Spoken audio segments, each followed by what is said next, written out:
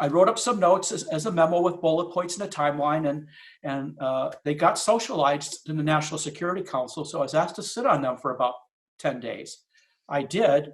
After 10 days, I released a rough draft of both, and then about a week later, I flushed them out on April 6th. And what they're trying to argue is, look, I understand that Bill Gates made a documentary on November 19th, 2019, saying we're going to have a pandemic. And he already had all the things that would have to be done, including his cure, okay?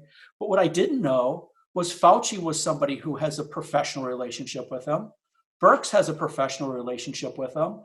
Imperial College in London that came up with the model has a financial relationship to him, and the IHME from Washington State has a financial relationship to him.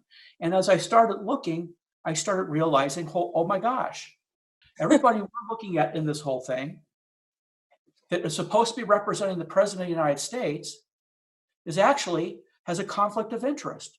And as a lawyer, I would not be able to do that. And I'm asking, what is going on? So I did that. And then, of course, going back to Re-Remembering the Misremembered Left, the book we wrote, and I'll tell you, it's this book right here, or, it's for free on our website, but you could buy it on Amazon. It's going to be cleaned up, and it's going to have a couple of text boxes added. But we started really pushing the one quote from this book, Irregular Warfare, by two Chinese colonels. And everybody wanted to make the argument that the Wuhan virus was a weaponized and released as a weapon. Well, I'll tell you right now, what I was trying to get people to understand is you don't have to make that argument to win your argument. When I give that one quote in here about what the Chinese colonel said in 1999, I then in the call for a red team put the entire 1.5-page quote in there that says one of the things about which political warfare will be in the hopper for us is taking advantage of pandemics. Okay, so now what do you see? The European Union, or the countries in the European Union, I had to make that distinction. Right. Okay, countries in the European Union are saying, you know what? We're going to shut down our market so that you cannot buy our corporations out because our stocks are depressed. I think that NATO put that same statement out a couple of days ago, and I think it becomes a national security issue that the United States lock down on foreign investment in U.S. companies right now, because that is a form of political warfare. And so the whole point of using the quote from the Chinese colonels to introduce the concept of political warfare is the fact that our country doesn't even understand what political warfare is. And in 1999, the Chinese said, the American national security apparatus is plainly stupid. They not only don't get this, they will never get this. So all we have to do is meet them at the violent phase of a political warfare engagement, knowing that they don't understand nonviolent main actors, they don't understand political, they don't understand media, they don't understand they don't understand the other 4 lines of operation of political warfare campaign, or they give it to a colonel who will not get a division. That's just, I'm using military language. If it's in the military, you have a good command as a colonel, that's the guy with the bird on his shoulder, and they realize you did an okay job, but you're not going to get a division, which is the next unit up. So we'll give you this and give you a 2-week class on political warfare, and you're going to think you're sliced bread. Well, of course, China has 5,000 years of political warfare. The Arab world, Al-Qaeda has thousands of years of political warfare. And what happens is they understand that our people don't even know what it is. And they can run the table on America, giving us every little war we want, knowing that we'll put everything into that, while we're watching the Chinese completely surround us on all the other levels of political warfare. So what Gates doesn't control, he's a partner with the Chinese in this and so many things. It is bona fide disturbing. So, you run across stuff, you find out that there was an Event 201 that came out right before COVID, about the same time Gates had a special on Netflix about warning people about this. Now, beware, because people are starting to pick up on Gates. You have to put that on your wish list now on Netflix, because they, that's what you call a quiet poll, because it becomes very disturbing when BRICS, and I say BRICS because I think of Team America, Hans Bricks, and some of people here will laugh, but Birx and Fauci just instantly recommended the models that were already scripted by Gates already. And that should tell you that there's something preformed, prescribed in everything we're seeing. And that should that should make you interesting. The other thing of it is I'll say this, political warfare is hard, mostly because people think it's a one-off of how they look at politics today. And actually, it's completely different. And I'm going to put something together on a couple blogs to explain why it's different. But what happens is you spend so much time trying to explain to people who don't get political warfare what you mean when it sounds the same, that you end up bogging down in explanations when the battle's going on. Picture it. The captain has to explain to the colonel why the enemy is over the wire, and he does it so long, he forgets to command his troops to fire back. Well, that's a form of paralysis. And these things generate that. So what I thought was very important was to call out that all of a sudden, these specific things that are not specifically about COVID itself all take on the form of a mass line movement to gain control of communications for other purposes, where Americans are being locked down under house arrest. All you have to do is look at what they're doing in other countries who disobey those house arrests to see where they want to go, okay? And all of a sudden, it starts to look an awful lot like a control measure that has nothing to do with COVID. Now, about the models, it happens that they're 90% off. 90% off. Now, you can, and it's reasonable to say they just missed it. But if you're a national security analyst, that's not your job. Let me put it like this. The national security analyst, his job is to be paranoid, okay? And his job is to say, but it's not an accident. It's not an accident that the maximal position taken, one, missed by 90%, two, justified the lockdown of the entire world population. Some countries, not third world countries like, someplace in the Middle East or something. I'm talking about third world countries or European countries like England, okay, are locking down the population, and they're coming up with measures that just don't even make sense, except as a population control measure. And so that's when you have to start really looking at what you're looking at and saying, you know what? I'm going to make a decision to analyze what I'm seeing as if it's a political attack right in line with the Chinese are saying they would do if they would do it. And incidentally, it's not at all clear. It is not at all clear that it wasn't a manipulated virus from one of the Wuhan facilities. And I don't maintain the argument that it was a weapon that was introduced, mainly because I don't have to argue that.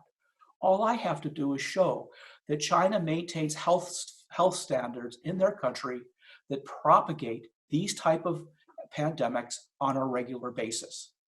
We just have to show that Wuhan has people on staff that they brought from the University of North Carolina when the United States said you will not, I can't remember the word when you up armor a virus, it's called gain of function. When the United States realized gain of function had no reason for what was being done, they shut it down. And the woman who does migration from bats to humans, all of a sudden is leading the program in Wuhan. That doesn't mean that they did that. It does mean you have a reason to think it.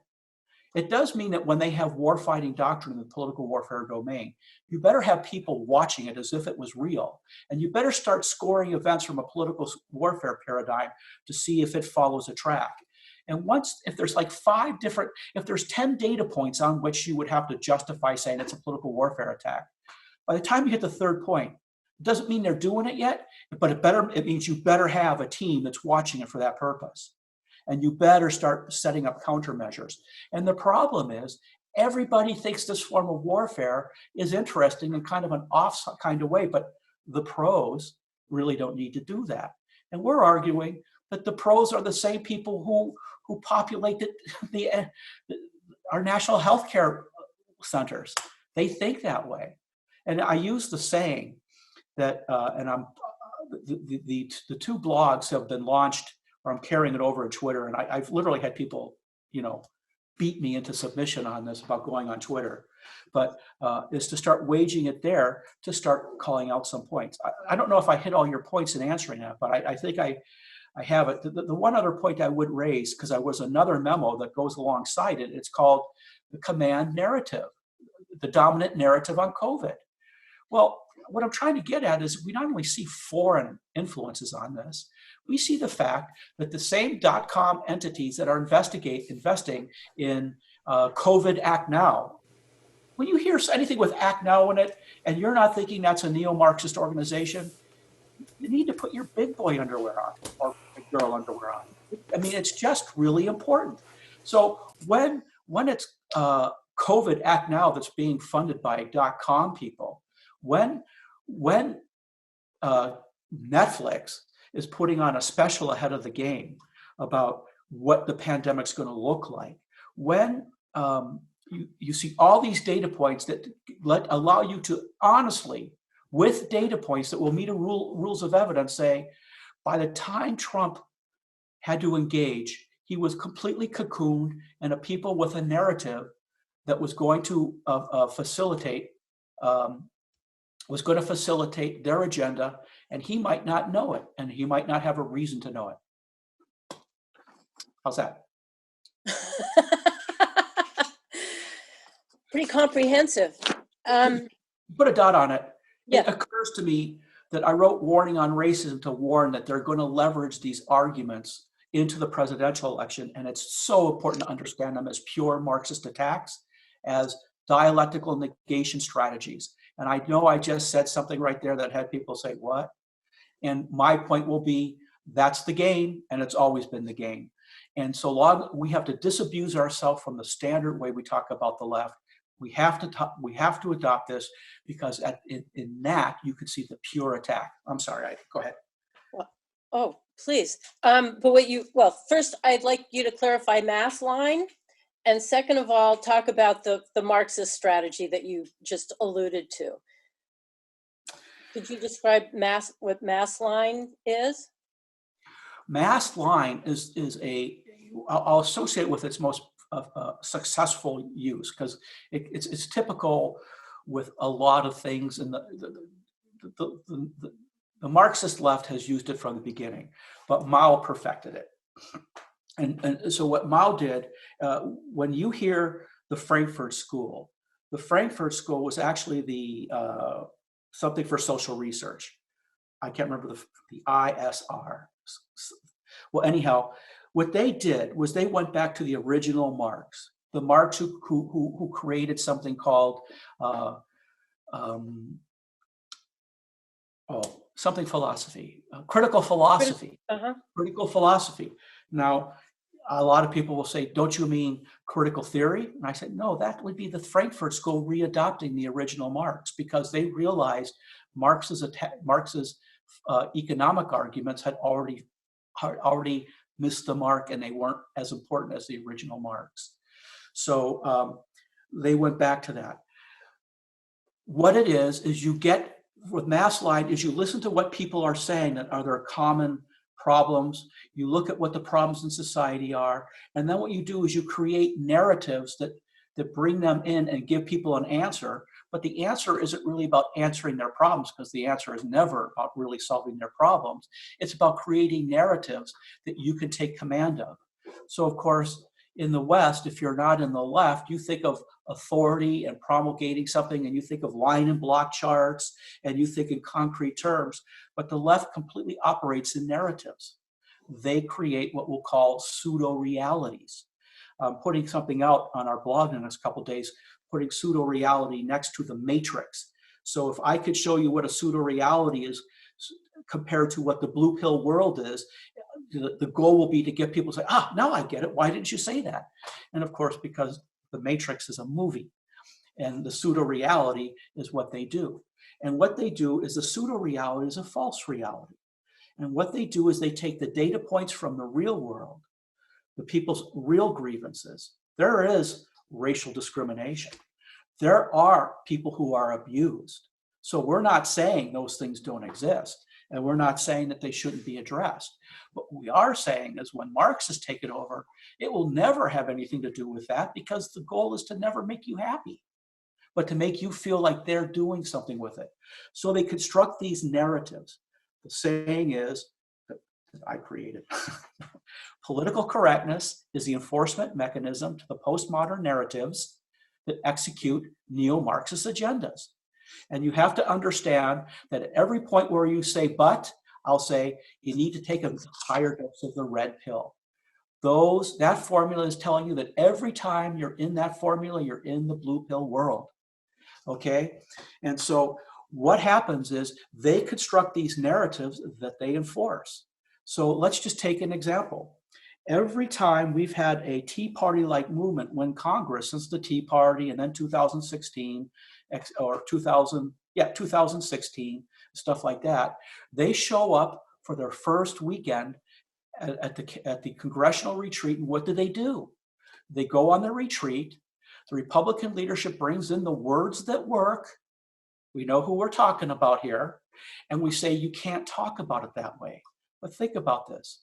If the prevailing cultural narrative is cultural Marxism, and the Republican leadership demands that Tea Party people conform their Tea Party message, their Make America Great message, you were elected to support and defend the Constitution. Maybe King of the World wasn't in your mandate.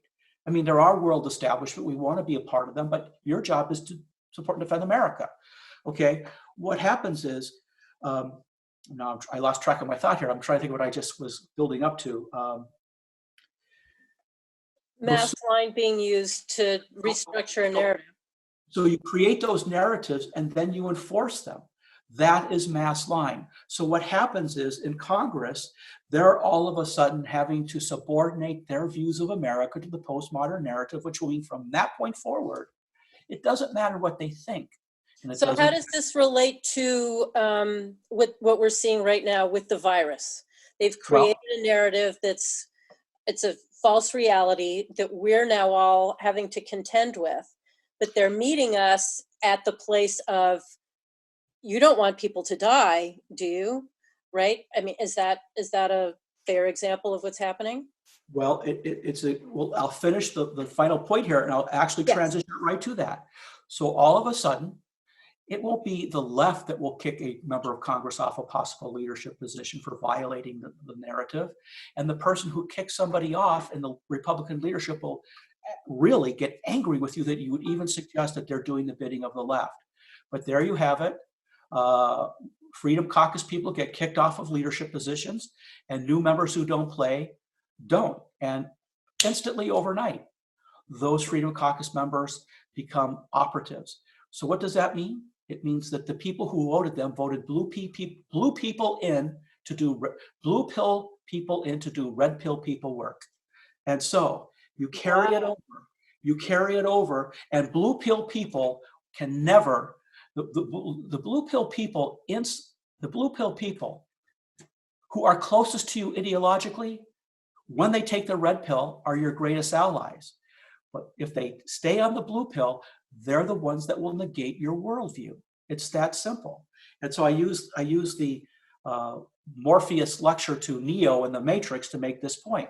So what did you see when you were watching all the media about intimidating people? Well, I think that Trump wasn't aware that everybody surrounding him had associations with people who already had a cure to the pandemic that hadn't come yet. Now that's actually true. I mean, people look at this. So I think he's fumbling around, and all of a sudden you start to see that other epidemiologists are relegated to YouTube for 4 days before they get pushed off. So you're getting that command narrative. And part of that command narrative is, if you don't do what we say and people die, we're going to blame you. And you can go to places in the world, I don't think so much in America, where people have been beaten to death for not putting a mask on. And I will just point out that that's where it's going, and that's where it's intended to go. So all of a sudden, what people were willing to suspend when they were given a false narrative, because it was a monopoly narrative that locked competing views by equally qualified people out, okay, giving you the position that that was the world consensus, when in fact it was not, excuse me, okay, led to decisions that were based on terrorizing a population into accepting a limitation on rights that they wouldn't if they had time to think, and boxing a president in, thinking he had people representing this, who working for the CDC, working for his commission, thinking that they were representing the aspirations of the United States of America against competing claims. And I think what America's finding out is that's not what's happening. And, I don't want to get into some things that, are on the fringe of what people are thinking about with what COVID may well be. But I will tell you, some of them are crazy, but some of them you can't rule out. And we know that you're not being able to have hear competing voices that said from the beginning, the Imperial College model that IHME was pushing domestically, both of which were under the control of Bill Gates, okay, that ran the Event 201 in early November at the Michael Bloomberg School of Public Health at Johns Hopkins University leading up to a presidential election, okay? Every one of those things is as important as the fact that they're public health, because every one of them indicates that there is at least a potential political indicator. So it was to intimidate the president. He doesn't want to have 1,000 people dead and them blaming him. And you don't want to, not obey the rules and have everybody look at you. I've gone into places where people literally walk around you. They're so afraid.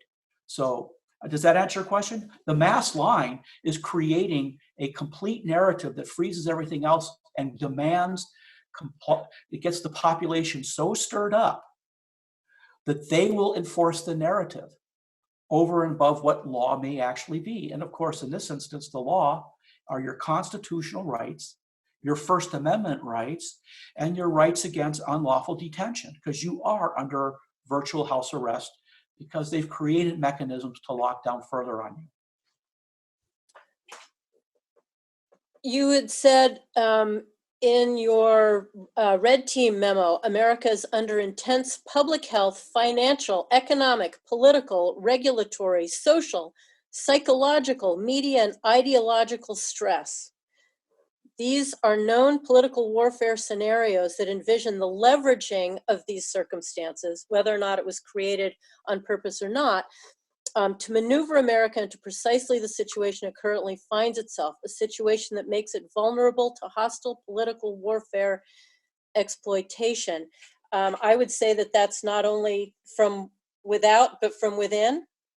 We're seeing the left leverage this for these draconian totalitarian measures, and it's making us vulnerable to China, which we're seeing these bedfellows that the left is doing the bidding of the Chinese and the World Health Organization. This axis of evil really is what we're fighting against. Do you see it that way?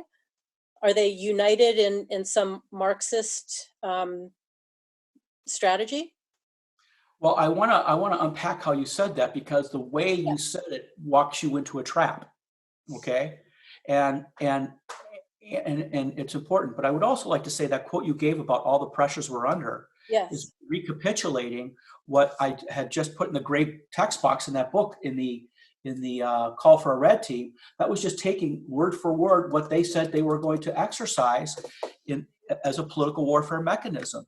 And all I wanted to say is, I know this is crazy stuff and only conspiracy people think this, but if the Chinese would actually do that, what would it look like?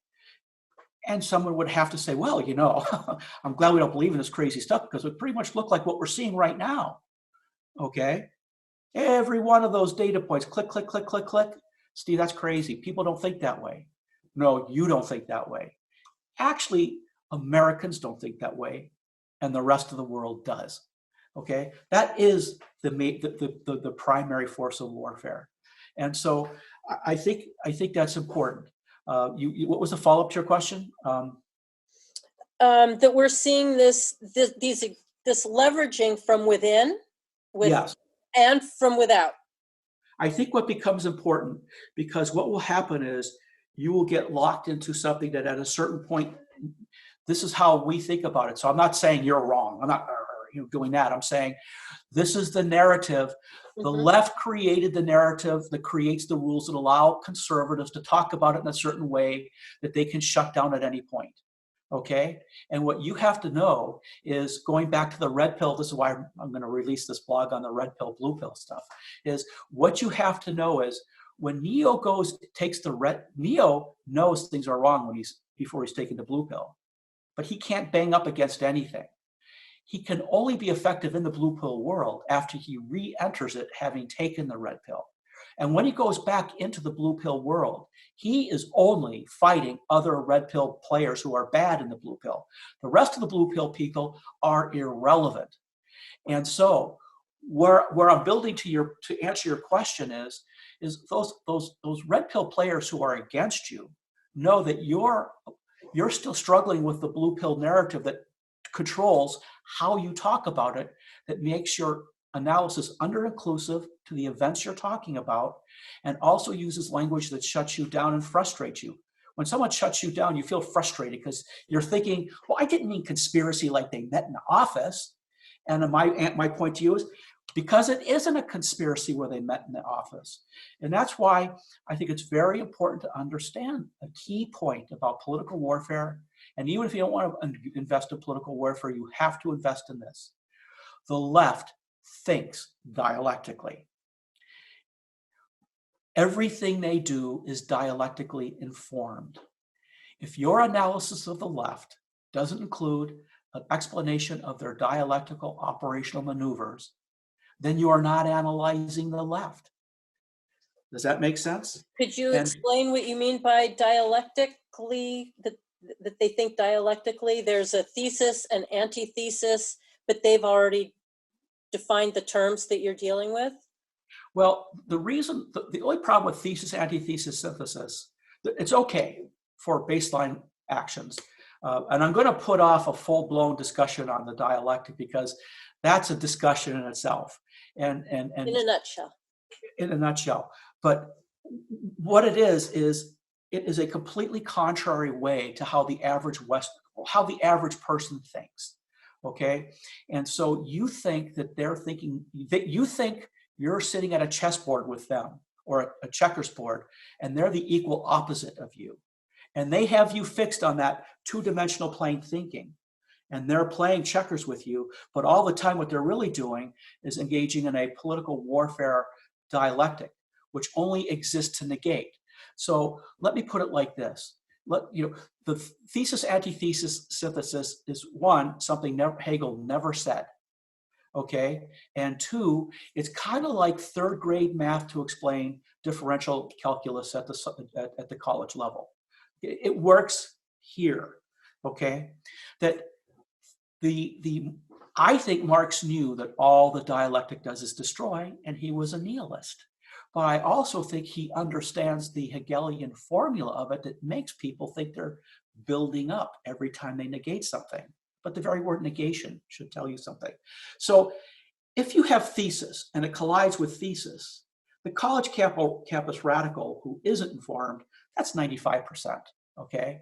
Isn't informed, thinks that you have an upward rising to a higher level of synthesis that moves history forward, okay? But the real Marxist, the real nihilist understands that when 100% thesis collides with 10% antithesis because it keeps going, it's a cycle. So you have 10 hits over a 12-hit period, okay? That when thesis collides with 10% negative thesis, okay, when thesis, one apple hits negative 10% not apple, you don't have 110% apple. That's the laws of the real world. That's math, okay? But in the pseudo-reality, you think you created 1.10 apples. And that if you keep doing this, you'll have 2 apples and everybody will be happy in the worker's paradise. Or Hegel will be happy in his absolute act world where where reason has reached its full level. Okay, here's the bottom line. Every time you negate something, you destroy. That's why no matter how nice Venezuela might be, with every action, it degrades.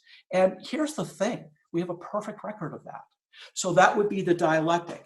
And returning to the whole discussion, so their whole process, so if they get you in the pseudo-reality, if you're a red pill player, a establishment Republican, red pill, blue pill, if you're a blue pill establishment Republican, but they say they support your view, they're in their dialectic and all they're going to do is negate your idea.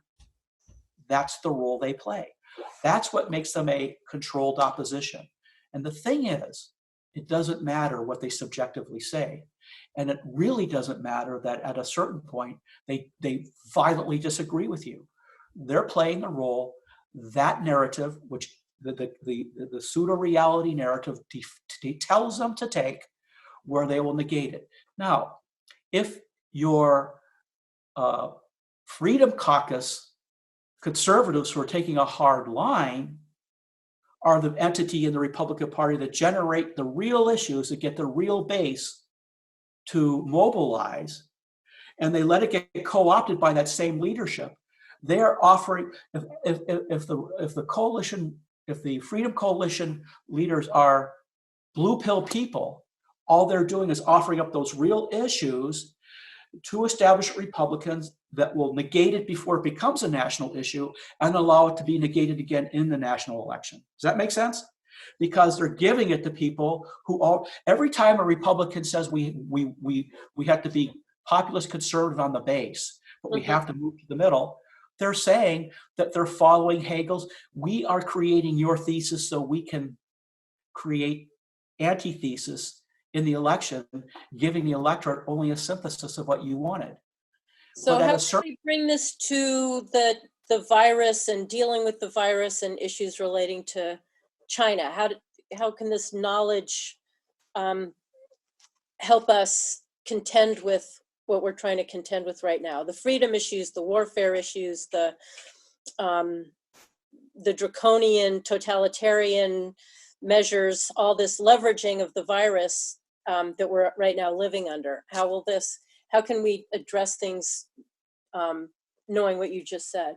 Well, I think what people have to do is start demanding that the model failed, and the model was concocted, and the model was controlled, and it drowned out competing equally qualified people. And that the American people have their constitutional right to have an accounting. And they have a constitutional right to show cause. Why are you restraining us? There was no basis to the original decision. And there certainly is no basis to continue it today. And I had this up here because I'm looking at something someone sent me. Cuomo gives a speech today, and he says, downtown Manhattan is better now than it was before 9/11. Let's look at the security procedure. Let's use this as a moment to plan change you could never do. Well, I think that your job is to understand that that's a pure Marxist statement. They think that they have negated how America works, or they're in the ambit of being able to turn that. And we have to say, you're not going to turn this. You're the party that said late in January, stand up to COVID, go to the Chinese New Year parade. You're the ones who said that. You no longer have the right to accuse President Trump of anything at that point, because once you said stand up to COVID, you told your base to stand up to an epidemic. Now, what's interesting is in most of those narratives, they said if you don't go to the New Year's parade, you're a racist. So going back to warning on racism and why I decided to use this issue, is the COVID issue, to prematurely start this issue on what the left is going to do and how they're going to use it, is you have an actual situation, a hard fact that demonstrates that this concept of warning on racism is arguing that they put their Marxist narrative of racism ahead of the actual safety of their own constituents, that made them preference the racism narrative, which is a pseudo-reality, over the reality of a infectious epidemic that could kill them. And so we're going to keep seeing that. And we have to be able to instantly spot it and instantly throw down. We have to start showing that when the fact checkers who are fact checking are not fact checking, they're censoring. Right. Okay. I'm going to put something together. And I'm trying to figure out how to do it with, you want to put it out to make a splash, but not get splashed back. Of creating examples of the fact that when you obeyed the command narrative, that's a conspiracy theory, you actually cut yourself off of information that would make points downstream make sense. I mean, it's not only that you lost your point there, but you're actually obeying a narrative that's to say in the pseudo reality. And go ahead. So as far as national security, you completely agree, and we shouldn't let anybody dominate our narrative or our pursuit of truth. As far as national security issues of the virus, where do you see the greatest threat coming from? Is it China? Well, I will ask, where do you see the greatest threat coming from? Well, I think that going back to the original question you asked, the reason we brought up the dialectic is that you don't have America. I mean, I think you do have some leftists who work with Chinese. Yeah. Okay. If we take a look at the Maoist model we're talking about, what Marcuse said in 1971 in his book is that we are going to create centers for counter-state operations. Okay. When we use the word deep state, we should program in our mind the fact that has a doctrinal term, which is counter-state. Just like the media, we use the word fake news. You should think, and I'm serious, you should think agitation and propaganda. Okay. That what he said was we will take control of the academy, and then from the academy, we'll control who moves out into government, who moves out into industry, who moves out into everything. We're 50 years later. So we have those people running industry. We have them running finance. We have them running the dot-com world. So it's from that perch that we have to understand when the left is shutting down the narrative, they own the means of operation. And they're convincing their own base of this. So to come back to your question, which was how do we attack this? We have to realize that we're insurgents in our own country.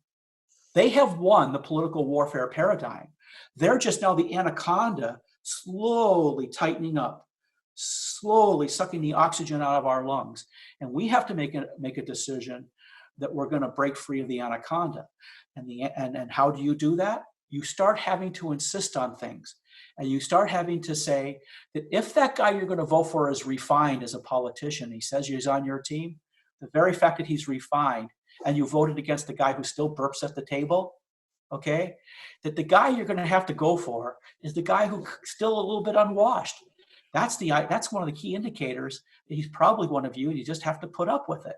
And I'm not making any analogies to current people in government. I'm just pointing out that if you want to, the elegant arguments all support the narrative, and they all create things. So I don't think I answered your question fully, or did I?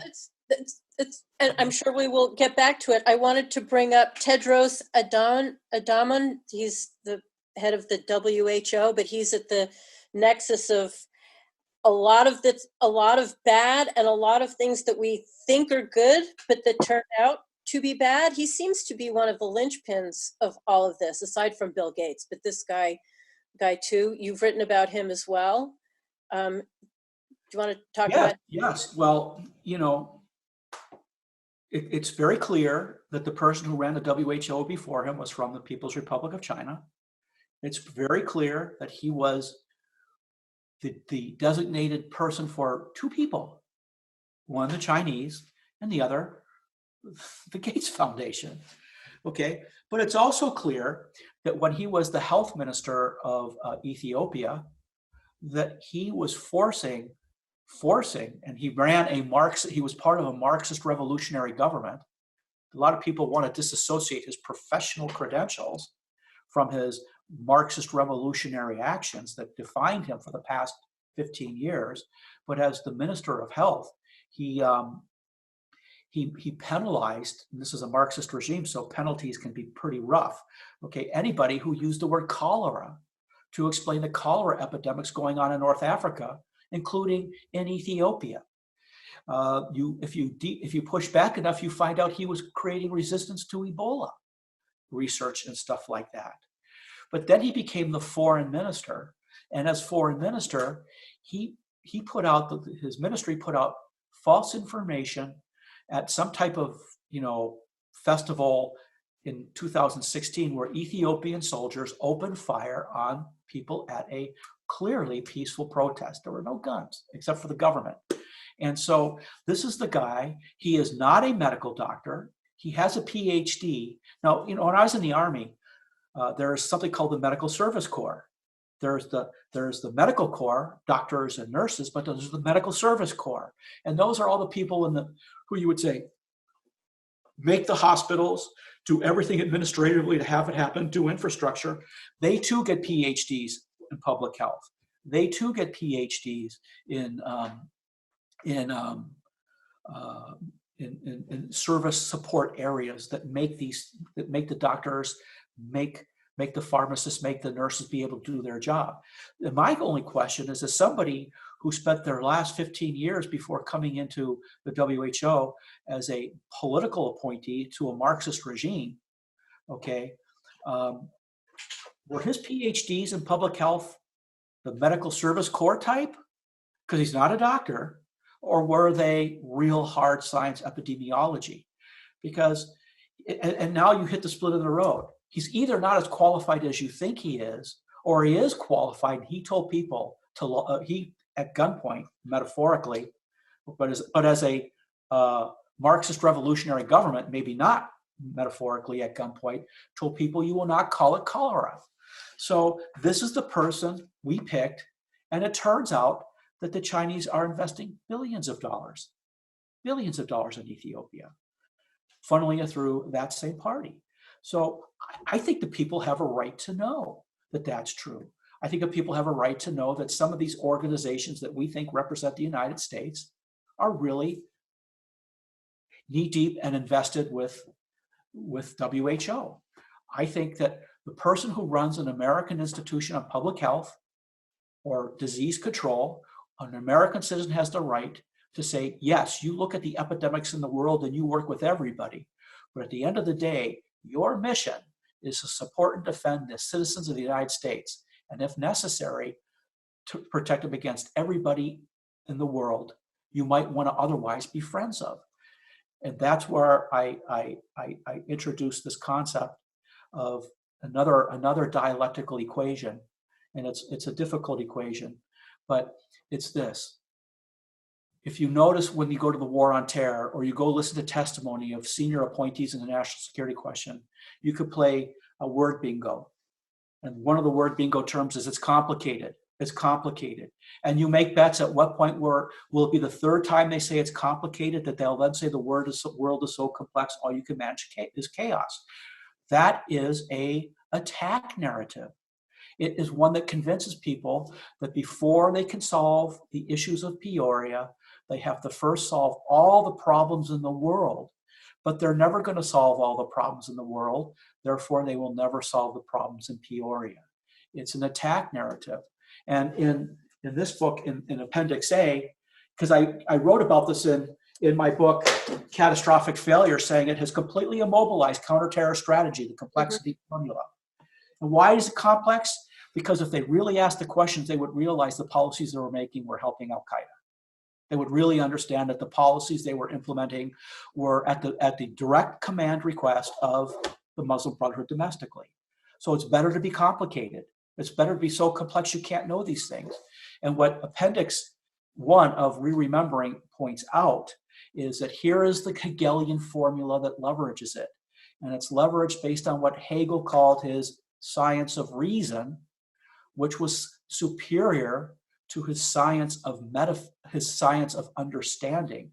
And I know I'm going into deep water here, but all you really need to know is Hegel's science of reason was his metaphysical worldview. And his metaphysical worldview demanded that his view of the world was scientific hence Marx's scientific socialism. The future of the world is inevitable and it's going to be socialist. That's exactly where it comes from. And it takes priority over real science, the science of understanding. And there you have it, one of the main attack formulas going all the way back to Marx that still works today. Global warming. Everybody on this account would agree, I suspect, that if hard science said, if irrefutable hard science came out and said, these three things are causing global warming and it will, as a scientific reality, cause these things to happen, you would say, well, we need to fix it. But it remains a theory. The telltale signs that something is not a science is it keeps remaining a theory. I can think of other things that keep remaining theories, okay? And they demand that you accept them. That real science doesn't require that. So that is what we're looking at. So what you're seeing is the science of reason masked as tomorrow. It's a chicken little argument, right? It's the chicken little argument. Steve, it's not that simple. Yes, it is. I wouldn't fall for something so stupid. You have done it for your whole adult life, okay? Okay? Because everybody thinks they're too smart to fall for these things. So anyhow, so what you have here is the chicken little argument that calls for maximalist control, saying if you don't do this, people will die and your neighbor will hit you. We're not going to attack you. Your neighbor will hit you. That's mass lying. Make sense? Yes. Okay. And your politicians will be afraid to say no. That's mass lying. Okay, so think about it like this, moving into this election, and the reason the neo-Marxist left is terrified of Trump. And I don't think Trump understands why they're terrified of him. I just think he's kind of a force of nature in this respect. The reason they are terrified of him is he demolishes their racism, sexism, homophobia argument just by pushing back. Because what we need to understand is it's only the narrative. It's only the narrative. But so long as they command that narrative, your politicians would rather lose an election than be accused of being a racist, sexist, or homophobe. And that's why they hate you, because you put them in that vice. They run on positions they refuse to actually do, hoping they won't get figured out. In the larger formula, the left's formula is that they cannot disenfranchise you until the Republicans accomplish their mission of demoralizing you so you don't show up to vote so they can take control of everything. So think of it like this.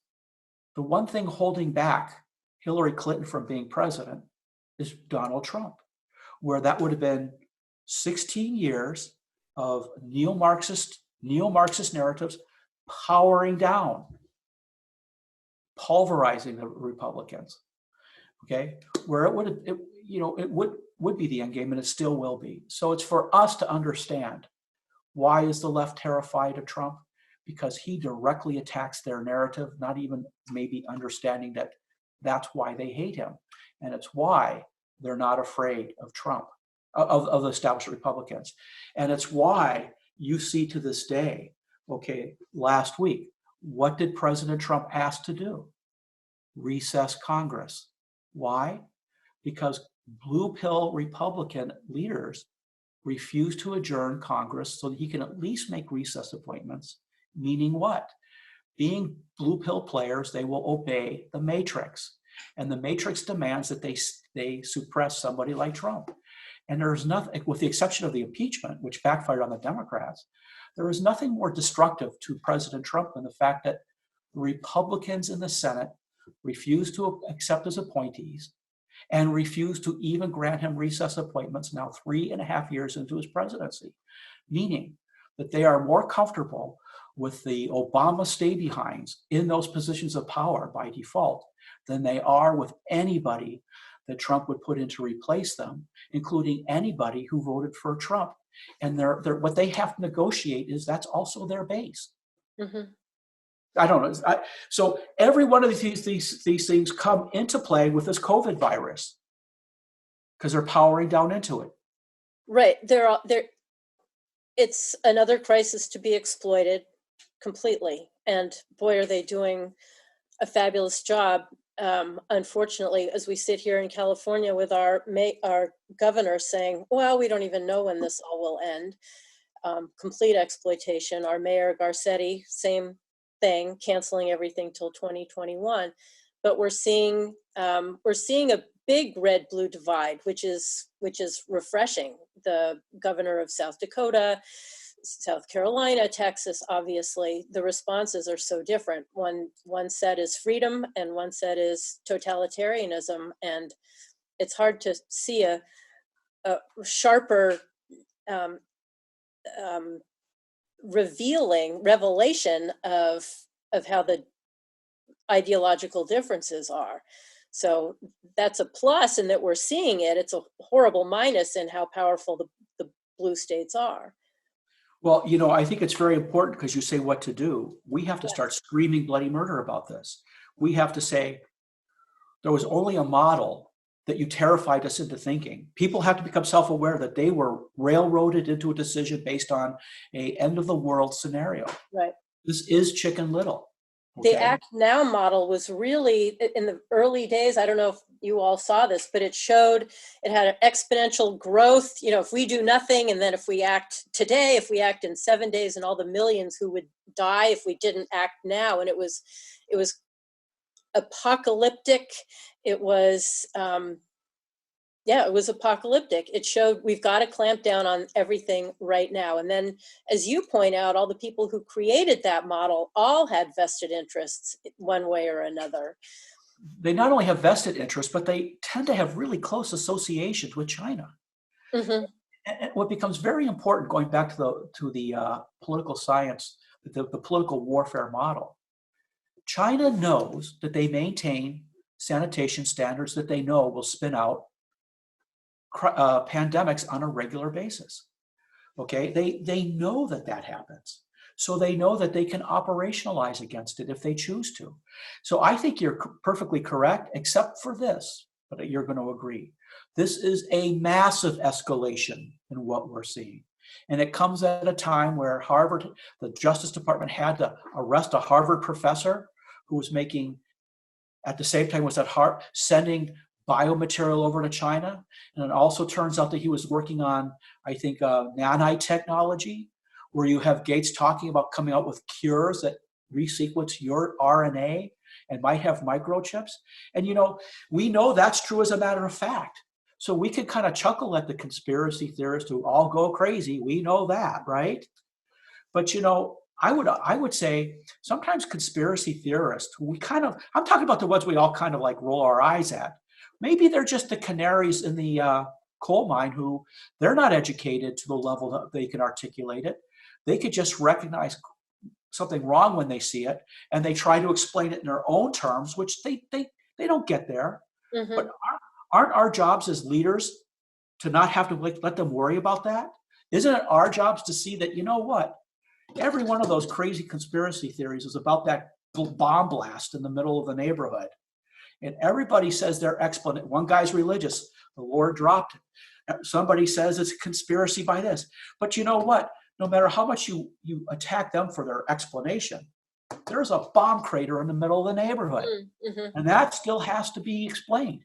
And when you see enough groups of people cluster around certain points, maybe it's time you at least do the due diligence. What can we do knowing it's warfare? And don't be silenced, I think. You have to tell your politicians that this is an outrage. Yeah. Their actual rights are being compromised. When you watch a video of a police officer telling an American citizen in a remote area that he has to go and the Constitution's been suspended, you need to have someone pass legislation that is automatic grounds for termination. Because if you have a gun and you represent law authority, then you need to know this. You took an oath to support and defend the very thing that you just suspended, and you never had authority to do that. And Americans need to start understanding that authority doesn't exist. And if they think it exists, they need to take another dose of the red pill, because this is the year the left is all in. And I'm going to warn you, this is the year that the left is all in with the Islamic movement. And unlike the Muslim Brotherhood historically, now they have a state actor that's backing them to the hilt, Turkey. Okay, that's a different, if you ever want a little explanation on that, I can do that one day. So now you have actual state actors backing up the subversive movements of the Brotherhood domestically in the United States. So what do you have? Going back to political warfare, you have the nonviolent main actor, ACLU, Southern Poverty Law Center, nonviolent main actor, Muslim Brotherhood, nonviolent main actor. What does the ACLU Southern Poverty Law Center have? They have their violent splinter. Who is that? Groups like Antifa, the black-clad people. What does the Muslim Brotherhood have? They have Al Qaeda or ISIS. Okay, so we're in a situation moving forward this summer at varying levels of intensity. We will see, and this is what Warning on Racism basically points out, is that the Islamic narrative and the neo-Marxist narrative integrate at the hate speech narrative level. And they are going to be interoperable among themselves, and they are all in on this election. The Brotherhood is saying it. Turkey is saying it. The neo-Marxist left is saying it. Soros says he commits billions of dollars to it. So they understand that they have to, what Marxists hate is they have to commit prematurely. Trump completely disrupted them, and he brought them out in the open. Trump, even if Trump fails on everything else, he let the Republican establishment, he let the Republican base know that the Republican establishment is every bit as fraudulent as they thought they've been. And our job is to show why that's true to them, because they already know it, like their life depends on it. And our job is to explain it, and explain it so they will understand. And believe me when I tell you, I pull my hair out on how to make Hegel easy. But we're going to do it. And we're going to do it over the next couple of months, showing that I understand you saw an event like that, but let me explain it to you like this. Right. Okay, chuckle. But we'll throw 3 or 4 out, and then we'll do hey, let's take a look at what we saw. Here are the 4 ways we explained it, and here's how you chuckled each way. But here's where we are. Right. And this one gave you targets that you could attack on the left, information targets. This one made you say, why do they do that? They're not playing fair. And let me just point out to everybody, please go to Unconstrained Analytics and download or purchase, even better, Remembering the Misremembered Left. It's stupendous. It takes multiple passes through. It's very dense and absolutely brilliant. The memo on racism and the memo on the red team is also terrific. Now I'm going to open Deborah's mic. She's got an unrestricted warfare. Also, this is, Richard was just asking about this. This is by the 2 colonels? Yes, this is by the 2 colonels. Yeah. I was hoping I could find the quote while you were talking, but I can't.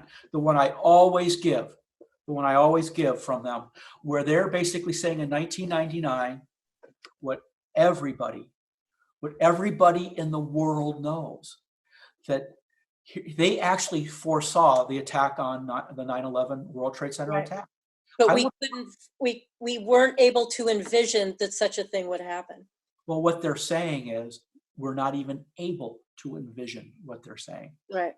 If this were the School for Advanced Military Studies at Fort Leavenworth, because I briefed them this way too lately, I would add how that shows up in the way they're trained to do war fighting and analysis. Go ahead. All right, Deborah, you are. Okay. Yes. Okay, thank you. Okay, first, before I ask my questions, I want to ask a clarifying question.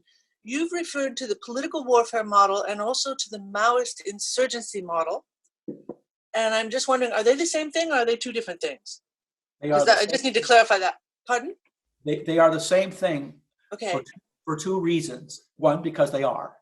2, because when Marcuse in 1970 said he was going to join forces with the Gramsci Marxists in Europe and to adopt the Long March strategy of Mao, they basically said they were going to do it. So that we have to understand, just put aside all this nonsense about how you talk about the left, and even put aside the fact that you might think I said something insulting because I didn't mean it when I said that way. just at least create a line in your mind and create a red team part of you that says, I will analyze this according to what this crazy political warfare thing says, and I'll keep it this way. My only role is don't cross over. Stay pure, because I don't care what you say here, stay pure here, okay? Because when you're doing a red pill, you have to have taken the red pill to do political warfare. And every minute you spend explaining a red pill theory to a blue pill person, you're not actually fighting the battle, okay? Well, that actually goes, that's why I was asking you that first clarifying question, because I wanted to know what the model's called. Because my first question, I just got 3 questions and then I'll stop talking. First question is, okay, how do we educate ourselves? You said we're insurgents in our own country, which is sort of hair-raising. So first question, how do we educate ourselves into the political warfare model or the Maoist insurgency model so that we can maximize our effectiveness as insurgents in our own country? Second question, what will the Chinese have learned from observing our American and our global response to this pandemic?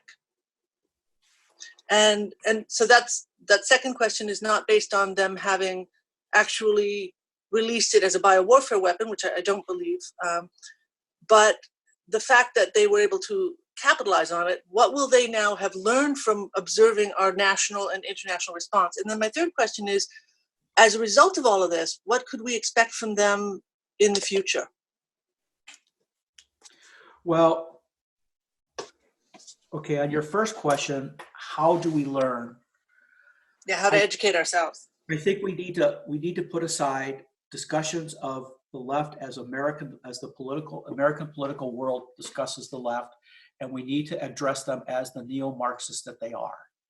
Okay, we need to take a look at the fact that the dominant attack narrative that is being used is one that was created by what is euphemistically called the Frankfurt School, where the Frankfurt School adopted the original Marx, which was really an application of Hegel. Why is that important? Because the Frankfurt School reintegrated some of the weirder things that Hegel believed, because it allowed the left to integrate those ideas into their world. Free love, Eros and Civilization, that's Marcuse's book. Okay, so I think what happens is when we look at how I have something to put together that I'm going to put into a briefing. I might make a little PowerPoint class on it. It will last about 10 minutes to explain how it works pure, knowing that it'll take people a couple turns to get it. But we have to learn how the dialectic drives these things, almost independent of how the left uses it, so that you could see how they use it in places that you don't expect. So it is important to know that the original Frankfurt School leaders, all of them wrote multiple PhD level works on Hegel. And they concentrated on some of the weird things Hegel thought, having to do with esoteric beliefs.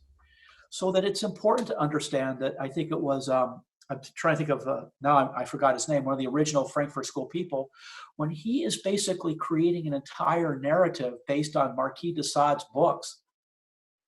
Okay, and the Marquis de Sade was many things. He was also a member of the French Revolutionary government. Okay, it's important to understand that they're using concepts that existed before them, because that is the gender issue today. Okay, they understood how to do that, and so we need to understand that if we understand the dialectical nature of what it attacks, you could disabuse yourself of all the things that you want to fight and attack how they're doing it, because there's a precise way they're doing it. They have pivot points. What have they learned? They have learned that in this example, what have they learned? So I would argue and you have to hurt your mind. I will tell you, because of the COVID and all this stuff, the next version of this is waiting to be re-released. It just cleans up some of the harder paragraphs, because as hard as the first 60 pages are for you to read, they were a lot harder for me to write. But read the footnotes and make yourself understand that, because at some point I say in there, I know this is a little out there and I know it's crazy, but just keep going. Fake it until you make it the first time, because you're going to see how this stuff comes in, and you're going to understand the left in a way you never understood it. And you're going to understand that they're not 100 feet in front of us. They're all around us. And So I'm sorry. If I'm understanding you correctly, are you suggesting that by reading that volume that you just held up, the Misremembered Left, that we could educate ourselves into how to be effective insurgents in our own country? Is that the answer to the first question? No, that will make you have a headache, and it will make you, get depressed. And it will make you push back for at least a little while because you say, can't be this, and this stuff is hard. But it is hard, I have to say. I have 2 degrees in Soviet studies, and reading your stuff hurts my head. Now, let me give you the other aphorism for unconstrained analytics. In the political warfare domain,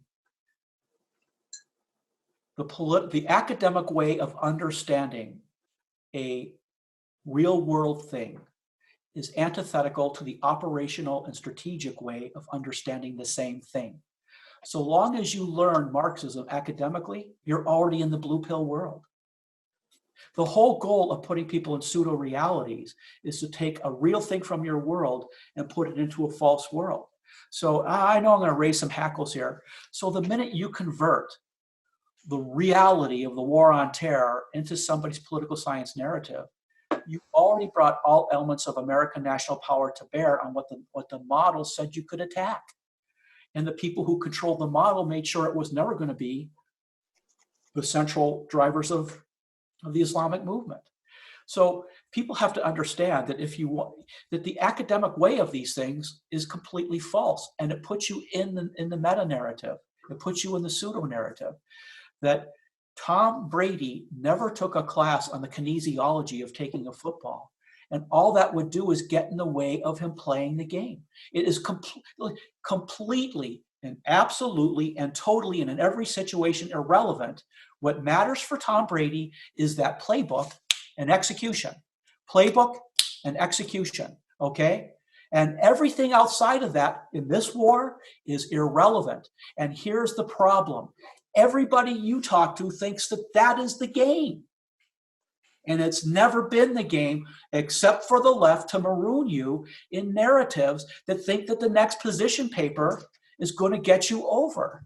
And it will, because they want to keep you there. What you have to do is take the red pill.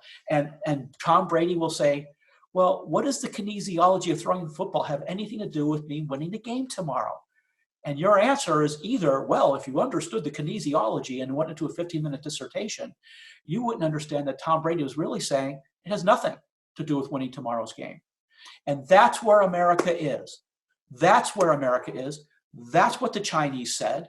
That's what the Chinese said in 1999. And so my point is, I have my complete collection of Mao right on the other side of my really trendy and cool looking little thing here. Okay, the complete, they didn't like, Mao did not like professors. He wanted to shoot them all until he found out they were really handy, until he realized that he could make you talk about them that way. But at no point did Mao create I hate the fact that our side called it the Maoist political model, because he was not a model. He was doing this over a 20-year period, and he did what worked. He was completely operationally driven, okay? So, I remember, because this is in the big world, US DOD, it's so big you can't get your hands around it. I went to Herzliya a number of years back, and I'm not going to get into names, and there was a discussion, and the person running the counterterror center, Herzliya, said, we had a discussion, and I told somebody else, I said, I can't get on board with what Steve is saying. And the person asked, well, why is that? Because if what he's saying is true, my whole concept of the world war on terror will not be true. And I had to point out to people something that is every bit as true in the United States. You go to Herzliya, the political scientist is in charge, and the completely qualified Israeli colonel who fights the battle is holding second chair. I'm telling you that's upside down. And I'm telling you it's absurd that it's upside down. It's an absurdity. So people have to start, so that's what that is. I want to get to your second question, because that's the most important in my mind. What have they learned? They have learned exactly where the break point is at this point. And so they're going to create criteria on how to overcome the next point, the next time they do this. And you have to understand, okay, the crazy paranoid counterintelligence person that I am, I have to put allocate certain indicators out there if I'm doing my job to say, what if the next time it's going to be a virus that does spread? And everybody refuses to obey Chicken Little. And then a lot of people die. What if that's the next term? But my point is, if you think that the only people finding out where the fire break is where the cutoff, because I say it's going to end this week. I say that these red pill states, the red states, which, I don't mean red pill states, because a lot of our Republicans, a Republican who's on your side is actually your worst enemy until they take the red pill. Boom. Because if they're not taking the red pill, if they're a blue pill person fighting your argument, they're only negating it. It's that simple. 1 + 1 = 2. No calculus, no algebra. Okay? What have they learned? They've learned exactly what they have to do the next time. Okay? And you have to understand that your elected officials have to see it that way, as if the Constitution, your rights depended on it. That's what I would say. And I think that if you're not allocating certain neurons in your brain to look at it that way, you're not committed to the national security of the United States. So the third one, what to expect? I think how to expect what you're going to see is to understand that it's going to be continuation of what we're seeing now, where I think that you're going to have groups go to the ground. Gates is already going to ground in certain markets. It was, I don't know if anybody saw this. There was a interesting documentary that was last week or 2 weeks ago in the Christian calendar. It's Holy Weekend and it's Passover for Jews. Okay. And on Good Friday, Passover, a Christian group put out this documentary on the internet that now has 9 million hits. And it was really an explanation about how the left works. And it really raised a kind of touchy issue about the very real, this was not a hack job production, about the real overlap between Podesta and his, trendy satanic rituals with a woman like Abramovich and other people. And it happened to be on that same Friday, Microsoft released a public ad campaign saying that they're moving forward, and their lead speaker was Abramovich. And it's worth a view because it puts things in frame that I think as a political warfare person, you don't want to get too far into it yourself, but you've got to make sure you don't shut it down. Because guess what happened? On Monday, Microsoft pulled Abramovich as their lead speaker. Okay? And I think that some people can go too far on those kind of things, but I think our side doesn't go far enough. And I think there's something there to what we're looking at. So what to expect? I think that what we need to expect is a continuation of things. And I think we have to step outside of what's happening before Neo, who knows everything's wrong before he takes the red pill, can only fight in the blue world having taken the red pill. And remember, he never wastes his time with blue pill people. Okay? And I think we need to understand what to expect. We need to expect that they're going to bring down this country if people don't wake up. And we need to understand if you stay with the current way we talk about the left, we're doomed because they gave the rules on which you're allowed to talk about the left.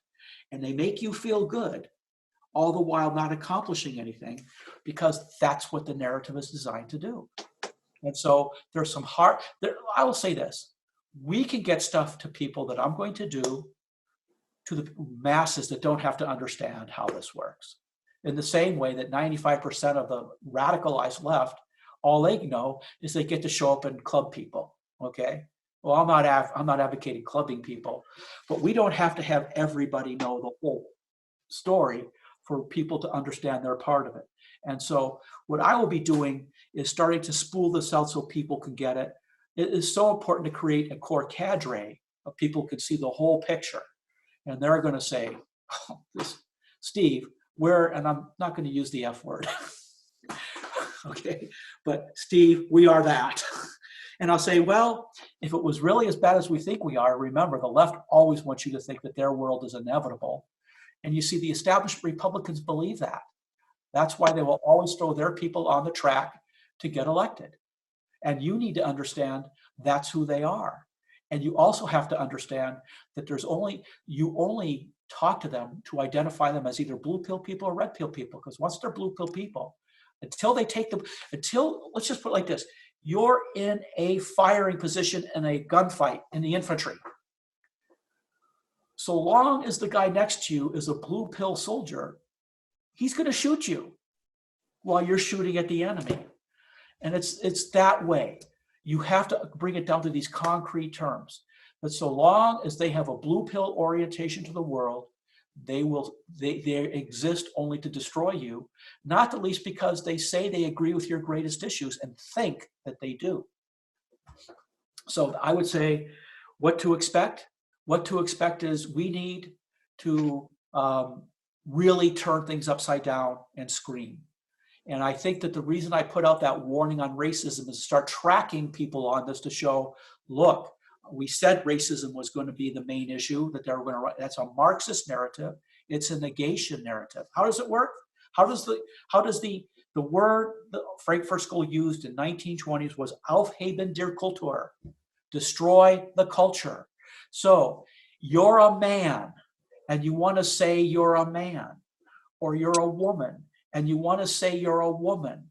And the fact of biology, the mathematical precision of the DNA sequencing code says that 100 years after you're dead and they go into your decomposed body and extract DNA, it will say you're a male or you are a female, and it couldn't possibly be, think of computer programming, okay? It couldn't possibly be a computer programming. The DNA sequencing said, according to the pseudo-reality of gender, which defeats the science of biology, that you are a man in a woman's body.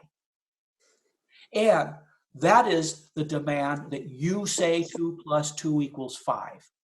Okay, does that make sense? So long as your Republican leadership says 2 + 2 = 5, they will punish you for not saying it. They will not touch you. In just the same way, the Muslim Brotherhood never attacks you. They get their interfaith allies to attack you. Okay?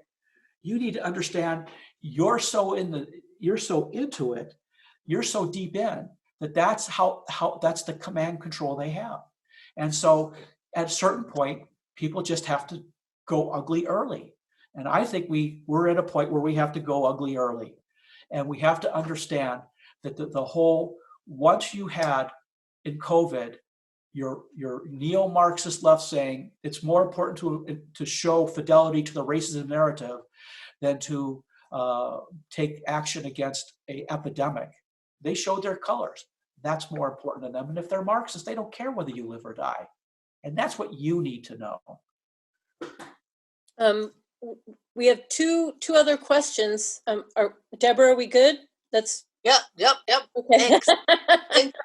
Listen, it's listening to you, Steve, and reading your material reminds me of when I was an undergraduate, and I took a course with a Nobel Prize-winning geneticist, Dr. Cavalli Sforza. There were 400 Stanford undergrads, and none of us had an idea what he was saying half the time, and we all had to do supplementary work to keep up with him, and that's how I feel whenever I listen to you.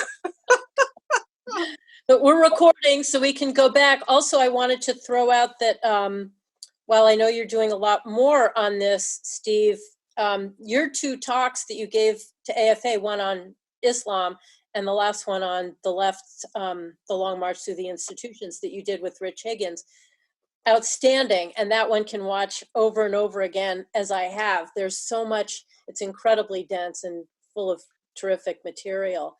But what is this? Yeah. It's just not ready for prime time, but if you want, I can give a briefing on how to look at this, how the Hegelian dialectic is infused in Marxism in a way that introduces people to 2 terms. The 2 terms are, I have to think of what the terms are.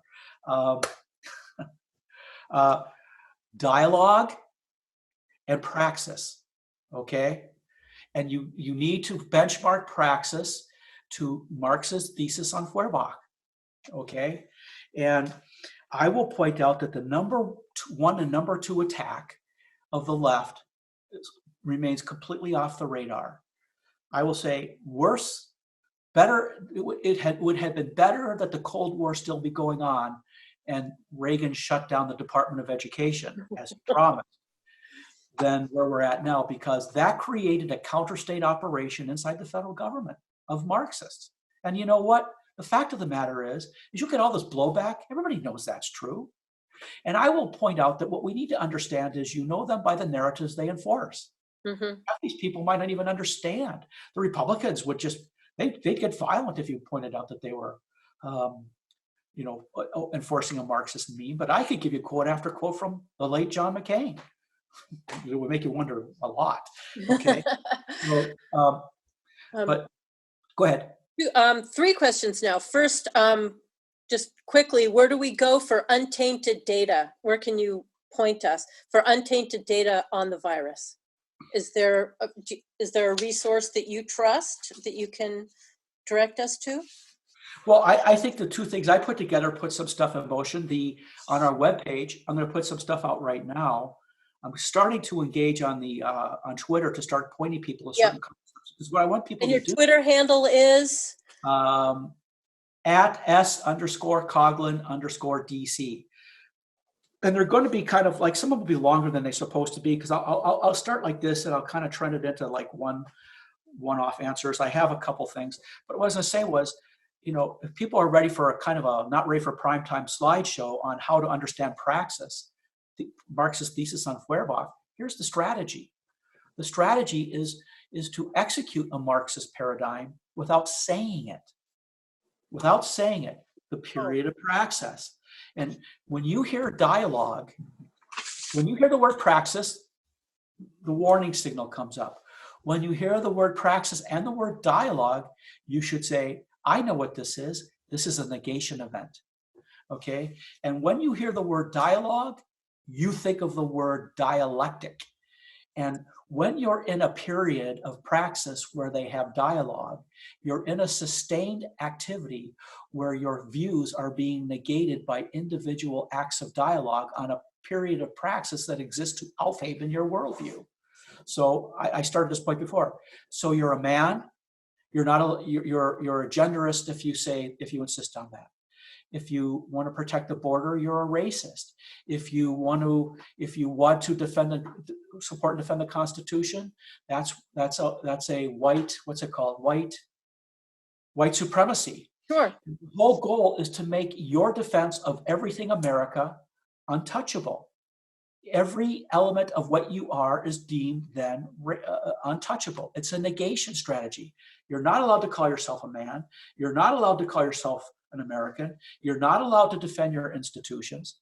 Okay. And then you see your established Republicans do all these things about defending. I don't know what they're defending, but your college students are being disenfranchised from the institutions that America created to educate them.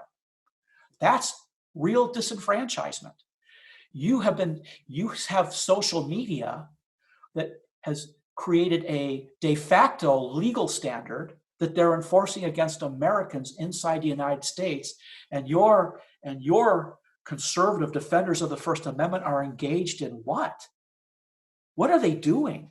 And you realize it's framed like it was a regular intellectual property discussion about, well, we don't choose to understand social media as controlling narratives, imposing them, and censoring Americans inside the United States. We choose to understand that as the level of editorial control they're having. Well, good luck on that. So what I'm saying is the political warfare analysis will take you off these, run yourself down issues that don't matter. Mm-hmm. And it will make you engage the issues that exist. The actual enforcement of a speech narrative that supersedes, in fact, the First Amendment of Americans inside the United States, the actual disenfranchise of American children from the institutions of higher learning, in fact, right now, and those are what we should be targeting, as if the future of this country mattered, because that's what matters. Does that answer it? Yeah, that's great. Another question is, how will the left leverage this to implement centralized healthcare? I think they're all in on that. I'm seeing that everywhere. I'm sure you are too. Well, I think people just have to get ugly. I think they have to really not be polite about this anymore. If you voted for a Republican who ran on the ticket, look, Trump became president in 2016, right? Republicans own the House, they own the Senate, and they own the executive. And they convinced their own base that, confound it, the Democrats stopped us again. Okay? What's wrong with you? You need to tell your base, what's wrong with you? What is wrong with you? Because they could have done, Trump should have been playing golf by April. Okay? And that didn't happen. And people have to get angry. They have to get angry in productive ways. I'm not, advocating violence, but they have to say it's not about nationalizing healthcare. It's globalizing it right now. Globalizing it. It's making sure that whatever the CDC does, it's at the direction of the WHO. I never voted for that. It's not in the constitutional charter. Right. No government agency has that authority. So I think people have to understand, for the neo-Marxist left, this is the game this year. Okay, this event not the COVID crisis itself, but what's done in the name of COVID is leveraging this to the hilt. This is not an escalation of this is not a 1 + 1 = 2 escalation. This is a 2 square escalation. Okay, and it needs to be pounded back, and people have to be pounding on their representatives that they want this rolled back. They want any precedent that comes for justifying it crushed. Okay, and they're not willing to tolerate anything that comes short of that. And they have to they have to tell them to start discerning. They have to insist that your blue pill elected person who got elected on your red pill issue is going to pay penalties for not enforcing red pill outcomes. And of course, what you really have to do in the next round, when you have a landslide Republican election, is you make sure that they're red pill people who will advance your red pill ideas. And that means that when they go to that Republican retreat after their first election, their job is to say, okay, we're walking out of here. And the Republican leadership will say, well, that will give the majority to the Democrats. And that what you have to realize is that's the first step in creating majority. Mm. Does that make sense? I'm not saying that's just a scenario, but so long as your people say we can't leave, they're negating. Make sense? Hold feet to the fire. Just heard Mayor Garcetti has established a public communique with the Chinese consulate, who announced they're working together. Does this surprise you at all? Garcetti is, of course, our Los Angeles mayor, hand in glove with the Chinese. COVID is actually the dominant form of influenza today. It's actually I watched a video last night of epidemiologists who are not being listened to, who are epidemiologists at the postgraduate level at institutions where they have the credit to say so. The common cold is oftentimes a coronavirus. So I think people should look at that. I think that people have to people have to understand that there is something called political warfare. People have to understand that the Chinese objective is to suck American industry out. The environmental movement that's supposed to be green in the world happens to help real countries that define themselves as nations that really say they're hostile to America. And it causes America, in the interest of global what, to displace industry in foreign countries that are hostile to America. That's political warfare. Right. Okay. We have to start holding the Mayor Garcetti accountable for the fact that under no political warfare, no, the Chinese engage in it, know that they engage in it directly against the United States, and at some point they have to know what that political warfare objective is, and the population has to understand what it means that they're backing the Chinese. Right. Let me ask again, if you had sources for untainted data on the virus. Can you put this anywhere that's credible? I think there are a lot of credible sources. I'm hard pressed to say. What I'll say is I basically ping things that are come from the secondary media, which they're all tainted because they're all conspiracy theory. And I started putting markers down. They said this here. Let's see if it turns out to be true. And what I do is I tend to weight some people's positions better than others because they do tend to play out.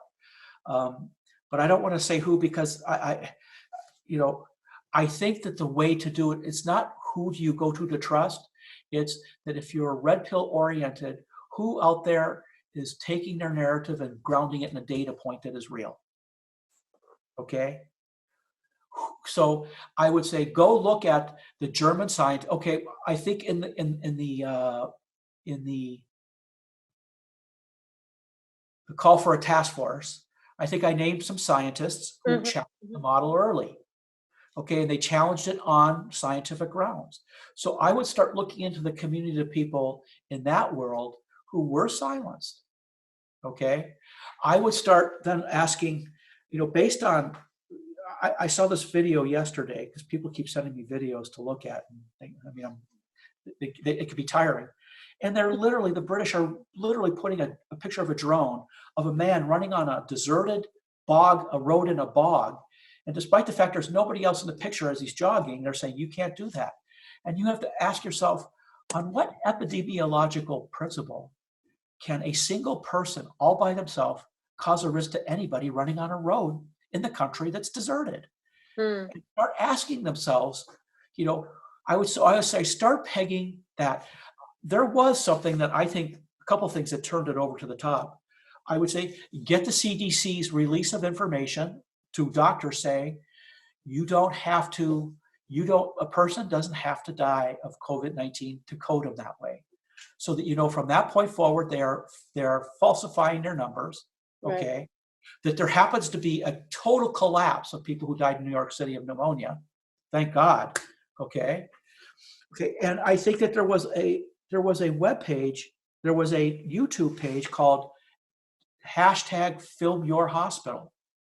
And I don't know if anybody had a chance to see that before it got pulled, where at the very time, the media narrative was your hospital is a war zone. And they show all these, catastrophic pictures. Individual Americans across the country, completely, I'll admit, we kind of quietly went to our hospital just to see it was true. We didn't shoot video. It was true for us. Went to their hospital and showed these places were abandoned. There was no, the white tents weren't even staffed. There are no cars in the driveway. So you were being told that it's a war zone and there's nobody there. And then you realized in Europe when people did that, they were arrested and put in jail.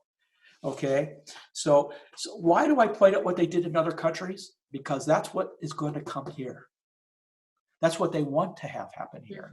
And that's what they're shooting for.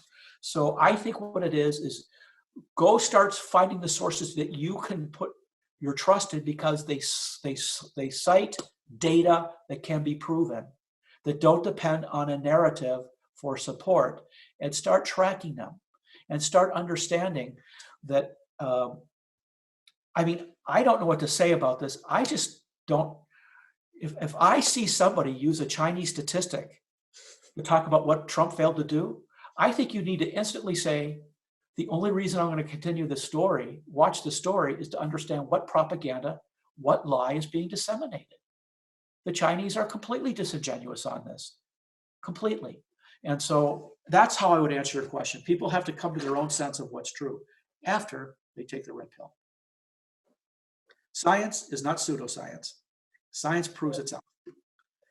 Right, but the left has completely co-opted and your word leveraged science for its own purposes over and over and over. And they've seen they can do that with the climate change narrative, with the number of genders narrative, with every narrative that they come up with. They've completely exploited what science is supposed to be. And this is just another example, it seems to me. Are there other questions? Somebody asked for the link to the Christian group's video from Good Friday. I don't think it was a Christian group. but it was on Good Friday. If anybody has that link, I think Deborah, you have that. Are there any other questions? Well, if you do I was just told by somebody today that if you do a Google search, it won't show up. So I'll put it right here.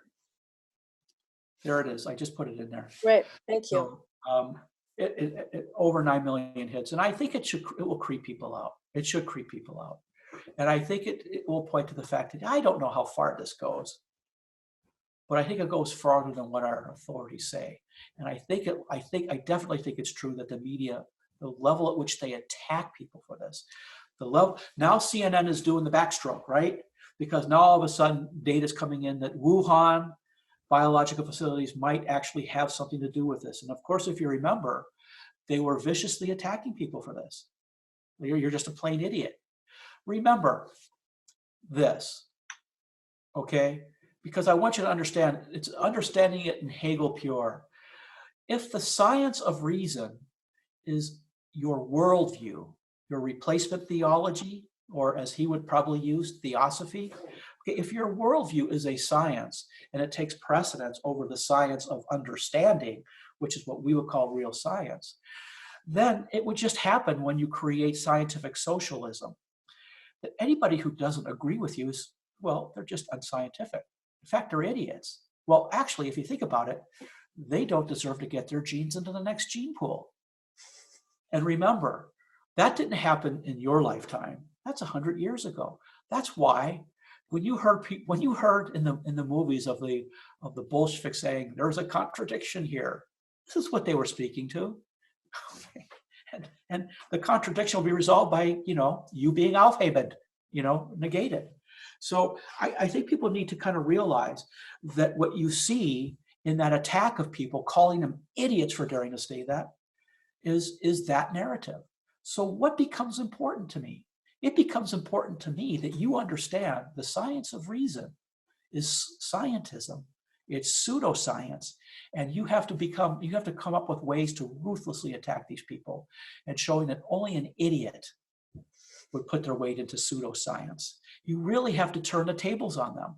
And so, one of the things that would entail is creating products that would do that.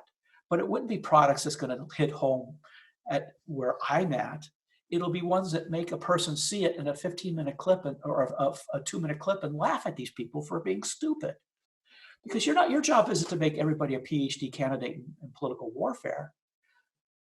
I think our job is to put something emotional on other people to execute their operations to make sure they're focused on the tighter target group than they are aware actually exists.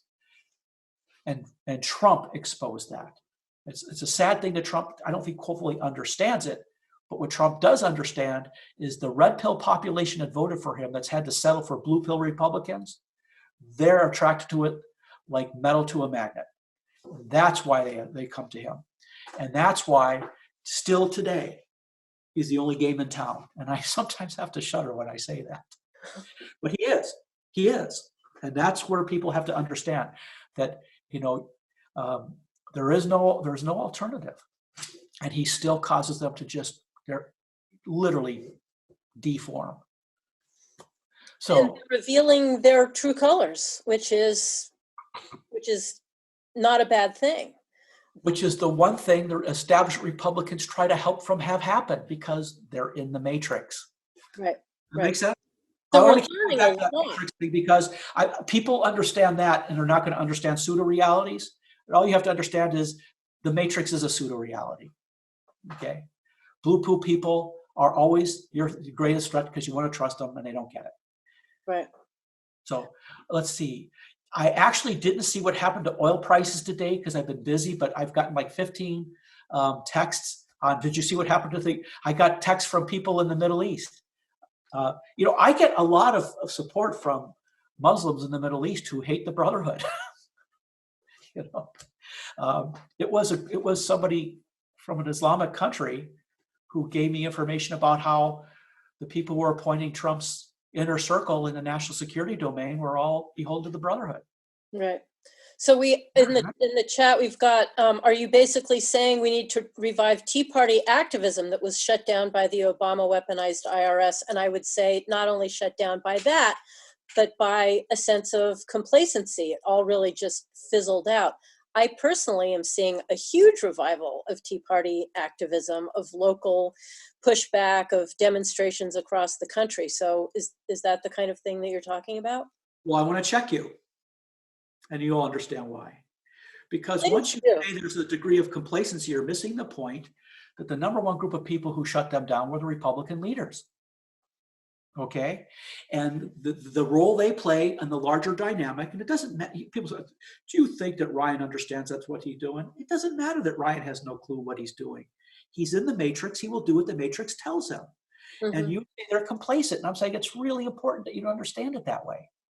What's really important that you understand is that the goal, the role that the Republican establishment does in enforcing the narrative, is that they demoralize that base. They demoralize that base because they put people in. They made the Republicans a majority party on their issue. And what we have to do is make that base, they never went away. They're there. But there's a point at which how many times do you get punched in the face where you just decide not to show up for the date again, okay? They have to understand that that's what the Republican leadership does. That's what they have to understand. And they have to understand that the goal of the left is to, here's the military phrase for this when you go into battle. The defeat mechanism of the left, the thing the left has to have happen for there to be victory, is the Republicans have to so demoralize their base that they will stop showing up. And it's just, they can wait 2 more election cycles, they can wait 3 more election cycles. So what the Tea Party has to do, to the point of pitching a fit, okay, is you're not my person until you're a red pill in my person, and we're not going to tolerate. You need to take these issues and fall on your sword, okay? Because what's happening now is they're being dissipated. The left is rising, and they're being made to sound, look, I mean, how many people been to a Republican, and I, in DC, and I was going to all these meetings, okay? And I just finally, I could give you some stories. But where once the Tea Party people are gone, you watch these people roll their eyes. That leadership, they both hate their base and they're afraid of their base. They hate Trump because Trump exposed them to that base. And they think that they can roll back that carpet. So we're in this dead space right now. The established Republicans think they can recapture it. It's done.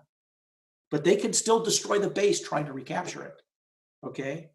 So at some point, that base needs to understand they have to up armor. I used to say to these conservative groups in Washington, D.C., you don't get to talk about Obama until you address John McCain. They don't understand.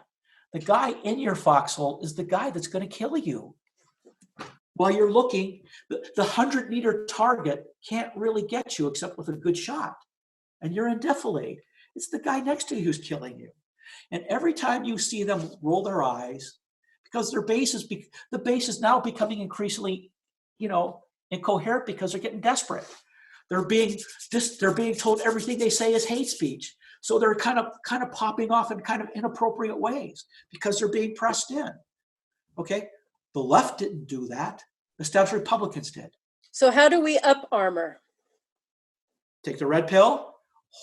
Don't vote for somebody who's, you have to make the people who said they were yours. And you have to make them pay. And if you have someone say this is as good as it gets, and that's been every president since Reagan. George Bush Sr.'s number one job was to erase the Reagan legacy, not to continue it. And he did. Okay? So I think the thing to do is to understand that if you want to retake the country, you have to understand the second word in political warfare is warfare. Okay? And we're at war. And it ends one of 2 ways in a political warfare regime. The Chinese will tell you, quoting Sun Tzu, the master stroke is to defeat the enemy without ever having to take a shot. But they're already at the point where they can reasonably calculate our our ideological fidelity to our own standards are so depleted that they could start making runs on us, knowing that the Republican leadership is too, well, we're not going to talk about that. We don't talk about it that way, and that's the game. That's the game. And I think that if they start rounding up people and all of a sudden your people are hand wringing, my sister would tell me, because I would do this all the time. Steve, it really creeps me out when you keep wringing your hands, So when they keep wringing their hands, you need to say, I don't want my leaders to wring their hands about me. Right. In fact, actually, everything you need to know about them comes with the roll of the eyes. And you have to start getting people to see that, like their freedoms depended on it. How's that? Oh, how do you become Tom Brady? Well, I'm a Viking fan, so I think he should be back. Really, what does it, can you very briefly, a lot of us know the matrix and red pill, blue pill, but can you say very quickly what you mean by red pill? We have that question in the. Well, it happens. I'm going to be putting a blog out in the next couple of days that's going to explain it in detail, and I'll put it out on Twitter, but I'll put it out. The red pill it's an iconic scene in the movie The Matrix, about 20 minutes into it, where a key character, Morpheus, goes up to a guy living. Okay, people are living in a world where they're submerged in a viscous fluid in an industrial-sized toilet, hooked up to things in an unconscious dream state. And Neo is one of them. He keeps bumping up in his matrix world that something's wrong. He ends up, Morpheus, part of the resistance to this blue pill world, finally encounters him and says, you have a choice. You could take the blue pill and you can go back to your world. You'll never remember we had this discussion. Or you could take the red pill. And the red pill will wake you up and you will see what is really going on. But I promise you, I don't give you any solutions. You're just going to see what's really happening. Well, he takes the blue pill, and the first thing that happens is he opens his eyes and he pulls himself out of the industrial-sized toilet of viscous fluid, and the matrix machines come to cut him, literally detach him from the matrix and flush him. People, if you watch the imagery, you'll see it. And you could go on YouTube and say red pill, blue pill, and the scene is only about 4 minutes long. Okay, it's an iconic scene because then he realizes the world he sees is completely not real, and he sees all along him a million other people in their own little blue pill cavernous toilets, and the minute they're not serving a purpose of the matrix, they're flushed. So what's the point here? The minute he becomes conscious, the matrix goes and attacks him, cuts him off from the rest of the group, and flushes him. What is the political warfare understanding of it? When you see those narrative enforcers, Steve, you have to have a better word than narrative enforcers. And I'm going to stick with that for a while. Narrative enforcers of the left. The minute they identify somebody who's breaking from the narrative in a real way, their job is to attack them. And you're seeing it. But now I want you to identify it as if it was political war, and they're engaging in political war, and they're suppressing competing views, which is censorship.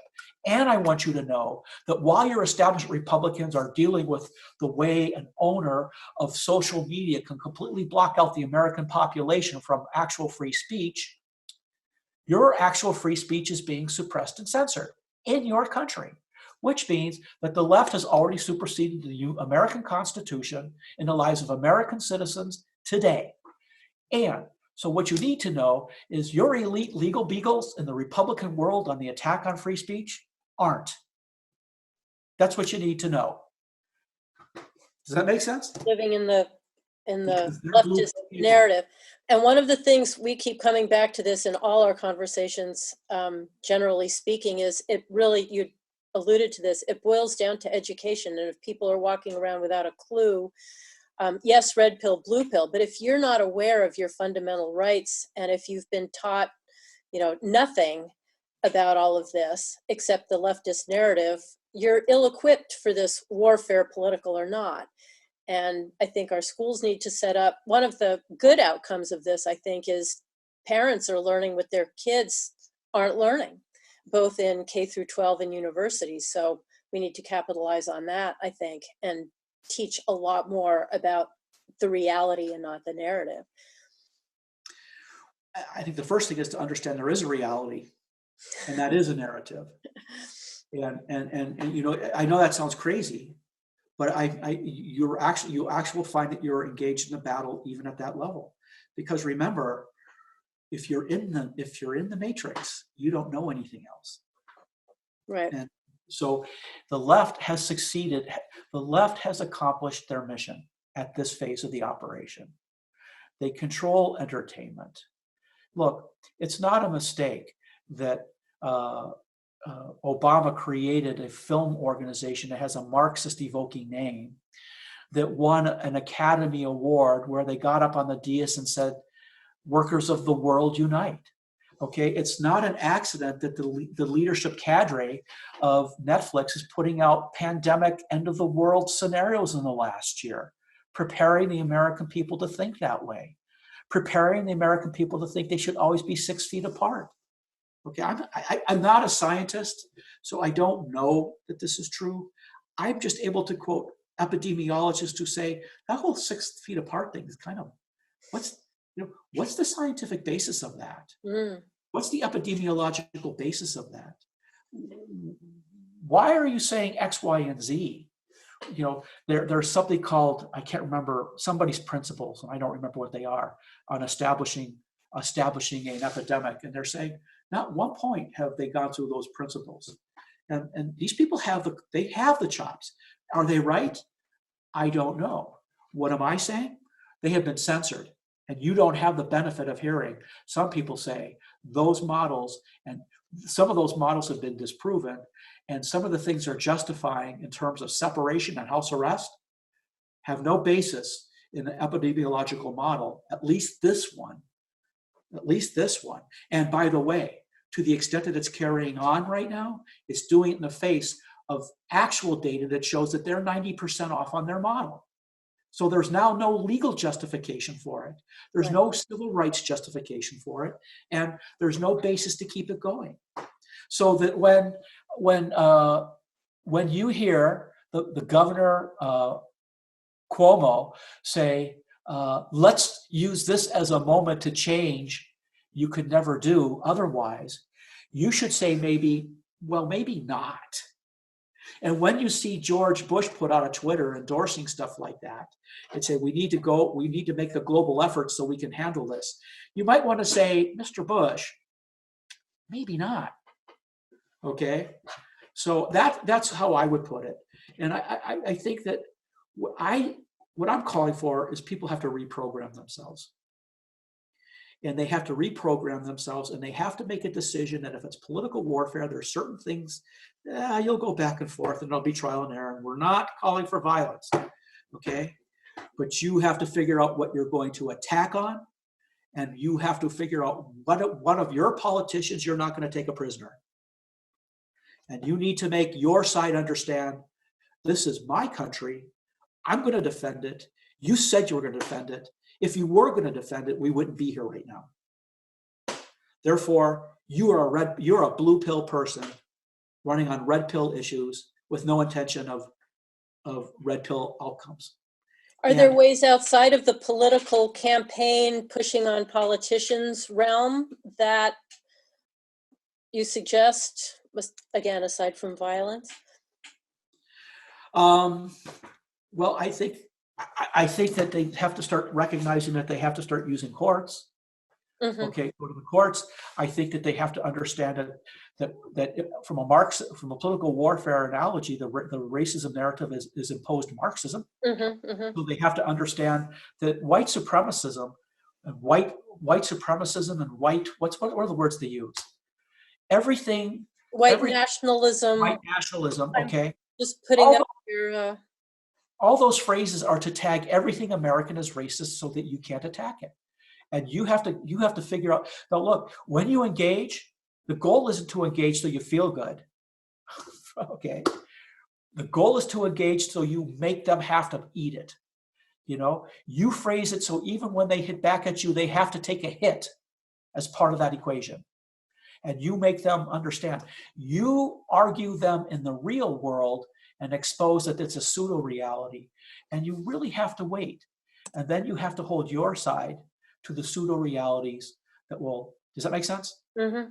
You have to hold them accountable for operating in a pseudo-reality. And the simple fact of the matter is, Ryan always hated you. Right. You just didn't understand it. Boehner always hated you.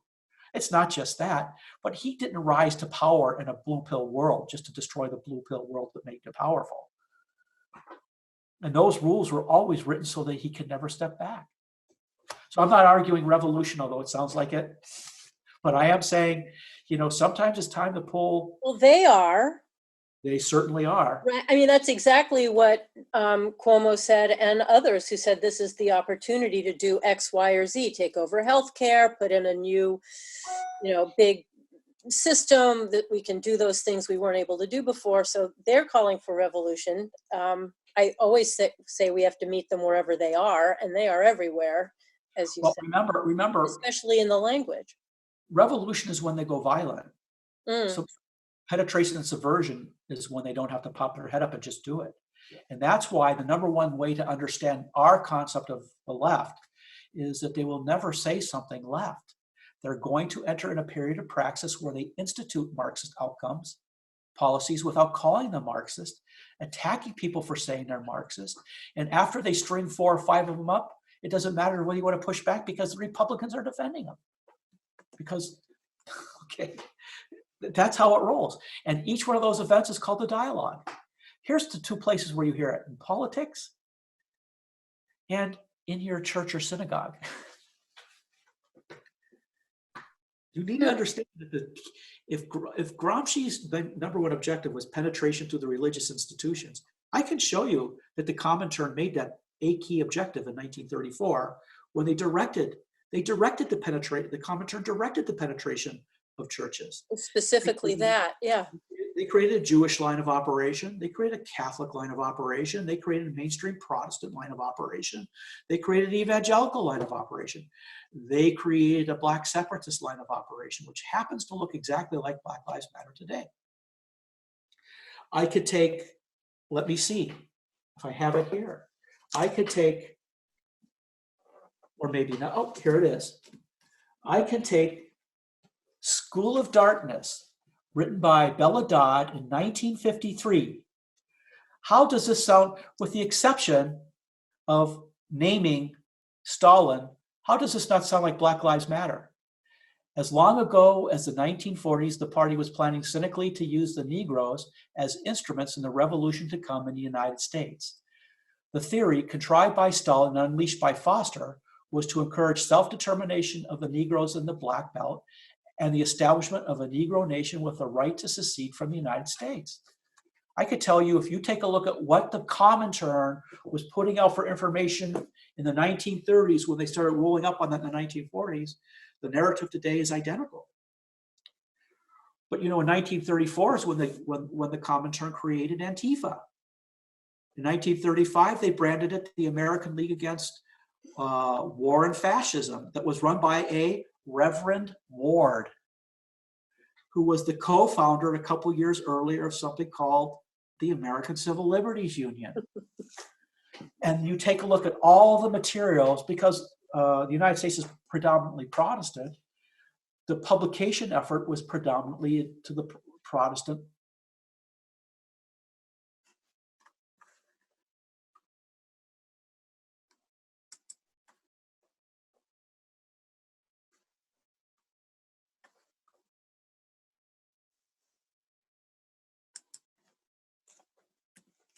Socialists. But watch all the Christians go to the mat saying that's not true. It might be true, but it's like, well, we're taking all the rhetoric from the 1930s on the documents that these people testified and entered into evidence in 1953 of what they said to turn the narrative, and that is your narrative, Reverend, Father, right, Your Holiness the Pope, yeah, or whatever. That is it. So anyhow, that's how I would say. So where do you go? I think that they're operating on every element around you, mm-hmm. and you have to pick 1 or 2 that you're going to engage in and find other people who are good in those segments, and they'll engage the others. You cannot take in up all the, you cannot fight every segment. You could fight the ones you are. And the sad part of it is you have to underpunch for a while to bring up your cadre to a point where you can punch hard. And that's cadre development. Mm-hmm. And cadre development will be, you'll come, it'll be, I'll just use the analogy when I was doing terrorism in the Pentagon, where you get an entire cadre of people. General Pace, Chairman Joint Chiefs of Staff, oversaw me coming in to do this. And what happens when you get everybody trained? And two things happen. One, your Republican, a Democratic congressman says you won't renew the Chairman of Joint Chiefs of Staff automatic second tenure. And two, everybody gets fired. And three, half the people you thought were on your side were faking it because they were blue pill people talking your red pill attack language as blue pill people. And what happens is the first couple times you spit up your cadre and you did everything you could and you did all the tests you could, you find out that half your people still blink at the point of attack. Okay? And that is itself a thing. So you have to have certain missions that are about generating your cadre and getting them up to speed where they're not going to hurt themselves, okay? But you also have to be attacking. Mm-hmm. But you can only attack to the level at which you can counter fire once they respond. So I'm developing, how do you fight them? I'm actually creating, for my model, because it's warfare, a counter battery fire model, meaning we will engage their narratives the way you would attack deep range artillery. Okay, that once you react, if you're reacting to long range artillery because it blew up in your area, you're already dying. Okay, and if you think that the only people you're fighting in the battle are the infantry and fight of your infantry, that's the close battle, and you got to win that battle. But you have to remember there is a firing system out of your range firing into your area, and so long as you're not answering that infantry you're fighting will win the battle if you kill every one of them and they keep you pinned down for the artillery fire. So you'll say that's a very military thing. And I'm doing it for two reasons. One, I want to simplify it. And I want to separate it from how we talk about it today. Mm-hmm, mm-hmm. And when someone says, Steve, we can't make what we've been doing work in your model. And I'll say, then shit can it. Okay. Because we can only build on extensions on which this will work.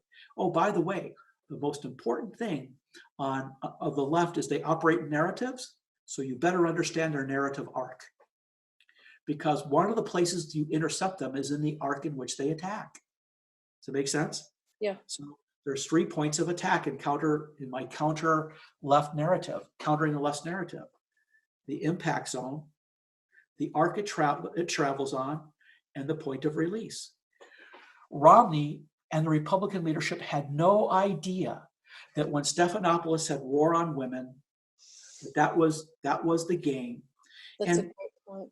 And the simple fact of the matter is they deserve to not be in the next gene pool the minute they didn't understand that. Because the war on racism that paper, The War on Racism, will tell you that's going to be their game. Mm-hmm, mm-hmm. And you better have counters to it now. So the phrase I use is Republicans are always caught grazing in the minefield. Always caught grazing in the minefield. Okay? When your leaders are the deer in the deer with 1,000-meter stare, once your people get caught the second time, I was told when I was in the Army I could no longer use the phrase, defeating you in an information campaign, sir, is like clubbing baby seals. It's so simple. Okay? Well, at a certain point, your side has to remember that they're getting beaten is easier than clubbing baby seals. Mm. And so I think that we're right. We're going to proceed on the fact that we're right and you're wrong. And you need to join, you need to get with the program. We'll generate targets and our targets will hit. And we're going to have some misfires. We're going to have some miscalculations. We're going to have people that we brought in that passed all the tests who blinked at the point of attack. And we're going to have a scaled operation where 90% of what we put out is going to be for people to see that these people are frauds. And that's good enough. that the narrative is an attack narrative and the people supporting you are frauds. And it will give them the way, it will create, I'll use a COVID analogy, antibodies against which to start challenging the people who are going to ride your steed into their battle to sell it for meat to the other side, you know? Right, so we're inoculating ourselves is what we're doing. What I think is, We have to. I will agree. Let me put it like this. We're going to use a political warfare analogy. We're going to use the Chinese model to disabuse any European things. Who did you say was the worst? Because it gets bogged down. Okay? Our worst enemy on one level, you're right, is the Chinese. But I will argue ideologically, our greatest threat is actually the European Union. Not countries in the European Union establishment. Because they're the ones pushing these narratives. They're the ones where this comes out of. Okay? They're the ones who do that. And so, does that make sense? Yeah. And I'm Luckily, trying. it seems they're sort of losing steam. It seems like they may be on their last, maybe not last gasp, but they're starting to gasp as nations, not the EU, asserted their own sovereignty against the virus. So that was another heartening thing that came out of this. There would not have been a Brexit had there not been a Trump. That's just there would not be the total disintegration of the European Union at the populist level had there not been a Trump. Every time the European Union has these big protests to show how much they hate Trump, the rhetoric they use makes it clear to the average Italian that they hate Trump the way they hate me. Okay, so remember the left, that there was a combination of weird people. I'm trying to remember the book, an Italian, an Austrian lord, and Marxist who created the European Union. And it's weird. Take a look at who these people are. It's weird. They were weird people in the 1920s. And when you look at the fact that when you watch that documentary, in the shadows, when you get to the point where you realize, in fact, we do know that Hillary Clinton's campaign manager was engaged in that stuff. We do kind of know they kind of do that. So I don't want to get religious with people and say that they're evil. I'm just going to say they want to be seen that way. You don't have to be somebody who's, religious to understand that people who want to be seen that way and do those kind of things, they're bad. And if they're running a party, you need to make decisions. That's what I would say. How's that? Terrific. I think we're so you recommend In the Shadows. A lot of us have, a lot of you all have seen it. I think we are out of time, but we've spoken for 2.5 hours. Does anybody have any questions? CCC apologist to state-owned enterprises, Belton Road, stage in New York recovery. Okay. Yep. Were there any questions I didn't answer? Because I'm here, so I'll answer them. I think everybody. God. Oh, well, somebody had asked. It's African Americans who seem to be dying disproportionately, even while governors are refusing the malarial meds for everybody. And the question was, why are they not recognizing that they're being used? Well, first of all, I'm not a doctor and I'm not an epidemiologist, so I'm only going on what I'm hearing. And what I'm hearing is that even doctors are taking those medications, and even doctors are saying they've used them with patients where they had miraculous recoveries. Okay, and there are indicators in places in the world where antimalarials are taken. There seems to be a depressed level. I don't know if that's true. I'm just reading things that say that. But what's becoming kind of clear to me is there is a basis for taking those antimalarials, and there's no downside to not taking. There's no downside to taking them. Okay. Right. I've read that African Americans are disproportionately affected. I've come to realize that I can't believe what I'm seeing unless I decide to do a deep dive, and you can't do a deep dive on everything. So I would say, let's just assume that it is true that African Americans are being disproportionately hit. And I'm not challenging. I just, I find as often as not, these things tend out not to be true if it comes from certain sources. And let's assume that antimalarials have a benefit. Okay. Well, there are already polling out there that shows that, upwards before COVID, that upwards of 35% of the African American population was trending toward Trump because they don't approve of what the left is doing. They still go to church in the main. And I don't mean that to be religious.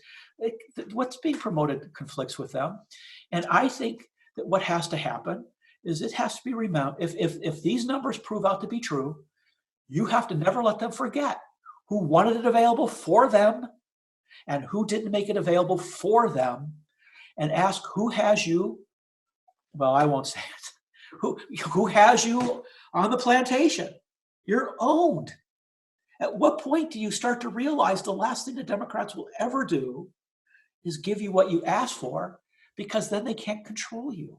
So I think that what has to happen is people go ugly and make them never forget. And then when they go through the 50 pages of narrative they're being told, okay, because they're getting a narrative that you're not hearing that tells them it is true. Right. You have to break their chops on it. You have to hold them to it. I'll give you something. At what point does someone say that Steve, what's his name, on CBS late at night, the comedian, Steve, he's got the late evening comedy show. At what point, when he goes into unended Trump, Colbert, even Colbert, at what point do people basically brand what he's doing as agitprop, brazen propaganda, and saying it's actually not funny, except to a smaller and smaller group of people who laugh, and every once in a while he says something that's funny and you laugh at that. But at what point do you say, why is CBS promoting pure agitprop against blah blah blah, and then start raising the point? Do you think there's anything different between that and the CSI you're watching, or the Criminal Minds you're watching? Do you think your children who think that Criminal Minds is real understand that? right. So I mean, I don't know. Did I answer your question? I think what you have to do with the African American community is make them bite that hard. Make them bite hard on it, and make them understand. I understand this. Do you understand? Okay. And you know what? I will tell you, there are a lot of African Americans out there with street cred who are starting to say this, and they're growing. And so all you have to do is make sure you give them information that's valid, that will stand up, and let them handle it. They're going to run with the ball, Well, and the denying the antimalarials is nothing about race, nothing about medicine, nothing about curing, nothing about helping. But we all know this. It's every single thing to do with Trump. Trump had mentioned it. Now it's Trump's medicine. And I was reading this morning that doctors are being chastised for prescribing Trump's drug.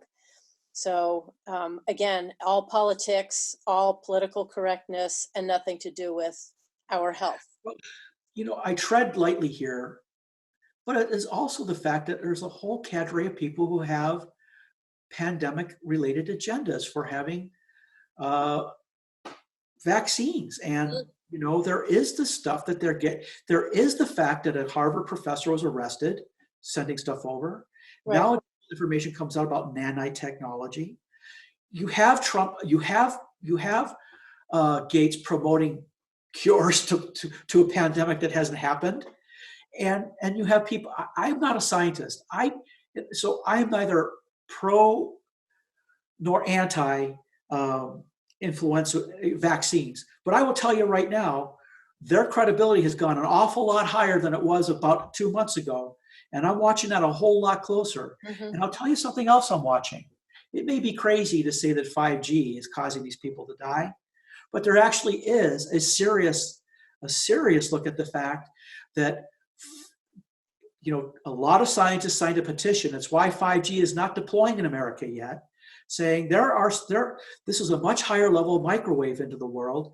And one of the things we know those microwaves do is depress immunity. And it happens that Wuhan has an intensive 5G outlay. So is this true? I don't know. But I'll tell you this, I damn sure want to make sure it's true before I do something. But think about this. You give people nanite technology, and 5G technology is about everything over the world.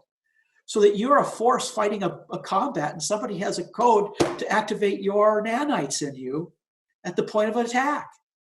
Well, you don't, that might sound science fiction, and it might not be what's in the cards today. But if you're not thinking that and the people who would do this are the people who are shutting you down on looking at these issues. I'm not saying that's true. I think it is true that 5G depresses. We know 5G depresses immunity. Mm-hmm. Okay, we know that the U.S. has scientists who are protesting it, but we also, China's getting a huge jump on deploying their 5G, and we're taking a hit for it. Right.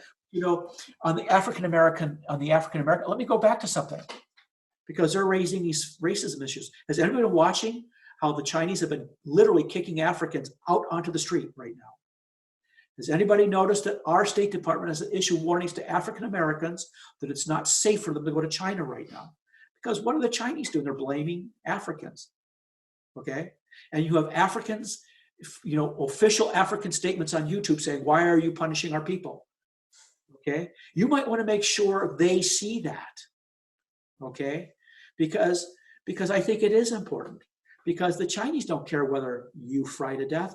They don't care whether the citizens of Wuhan fry to death or have such depleted immune systems. We didn't sell it to you because we have a legal system that will make them pay the piper if it happens.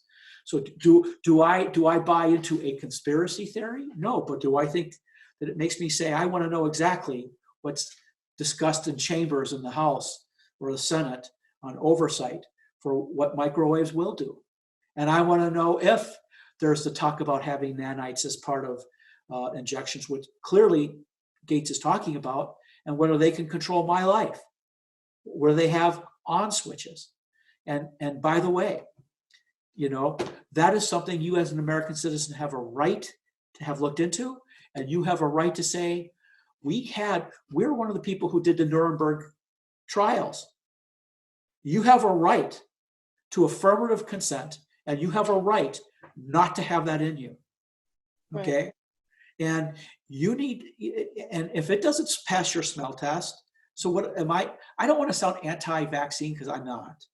What I am is more aware of it today, would take a little more seriously today, that it at least needs a look at where people who are credible in their own field who have dissenting voices are at least allowed to voice them.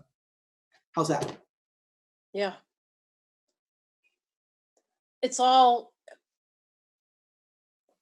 we do feel at a crossroads in a way. And they are going to leverage and seize and not give back freedom. And we have to be poised to ensure that we do fight back. When New York and Los Angeles working with China, when our Congress is working with China rather than the president, when everything is all about power grabs, including, as somebody mentioned, the antimalarials not being talked about at all, except in terms of Trump, because as soon as there's a cure, this whole emergency goes away.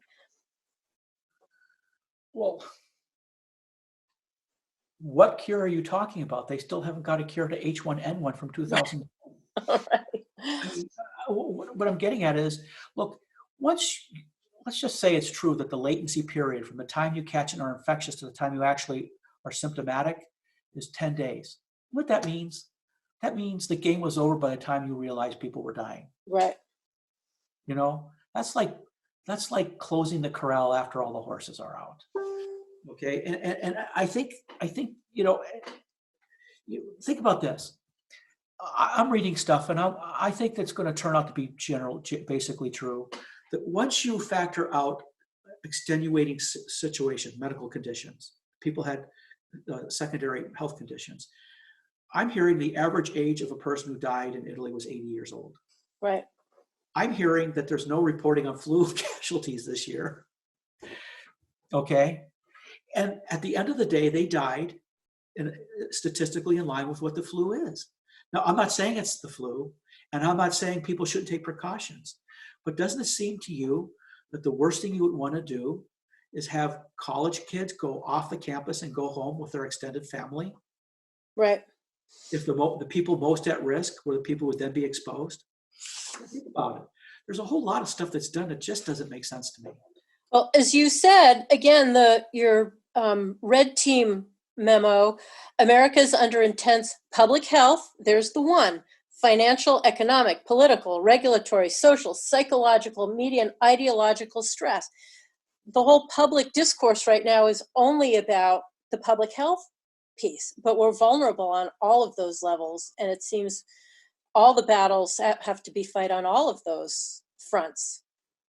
I think Trump kind of knows Mm-hmm. the situation, and I think he's engulfed in people who will make him pay whatever price. So I think he's trapped, and you have to blame Trump for this.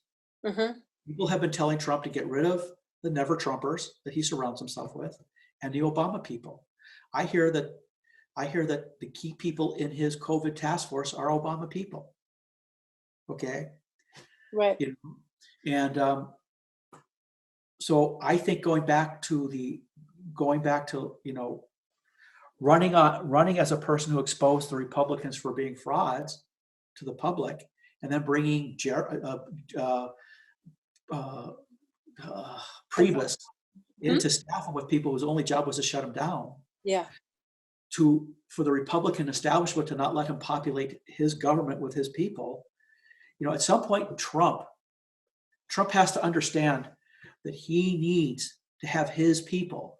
What I would argue for people to do right now is ask the president to have a public declaration of everybody who has a conflict of interest in the COVID issue, because the American people have a right to know that. They have an affirmative right to know that, so that Trump can then be shocked that everybody who he thought was reflecting his policy was actually reflecting the policy of another. And I think we already know that's true. Does we know that you think he knows that's true? You would know. Is he aware? I wouldn't know. I just sense that his whole thing about pushing for a release. And here's the thing: if there's a release, what will happen is there'll be an uptick in the states that, like today, are opening up. Yeah. I'll tell you, the country to watch is Sweden.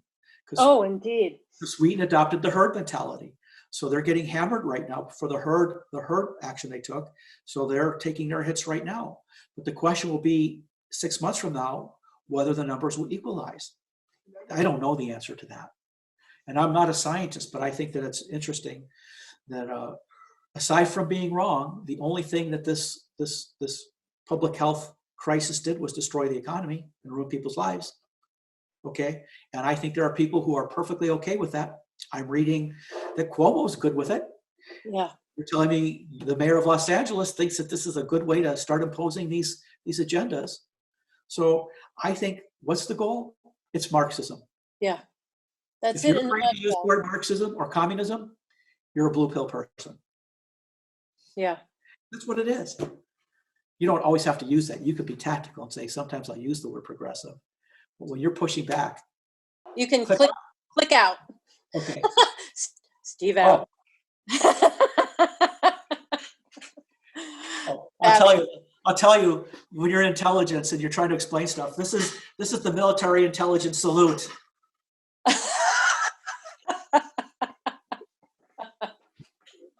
Well, thank you.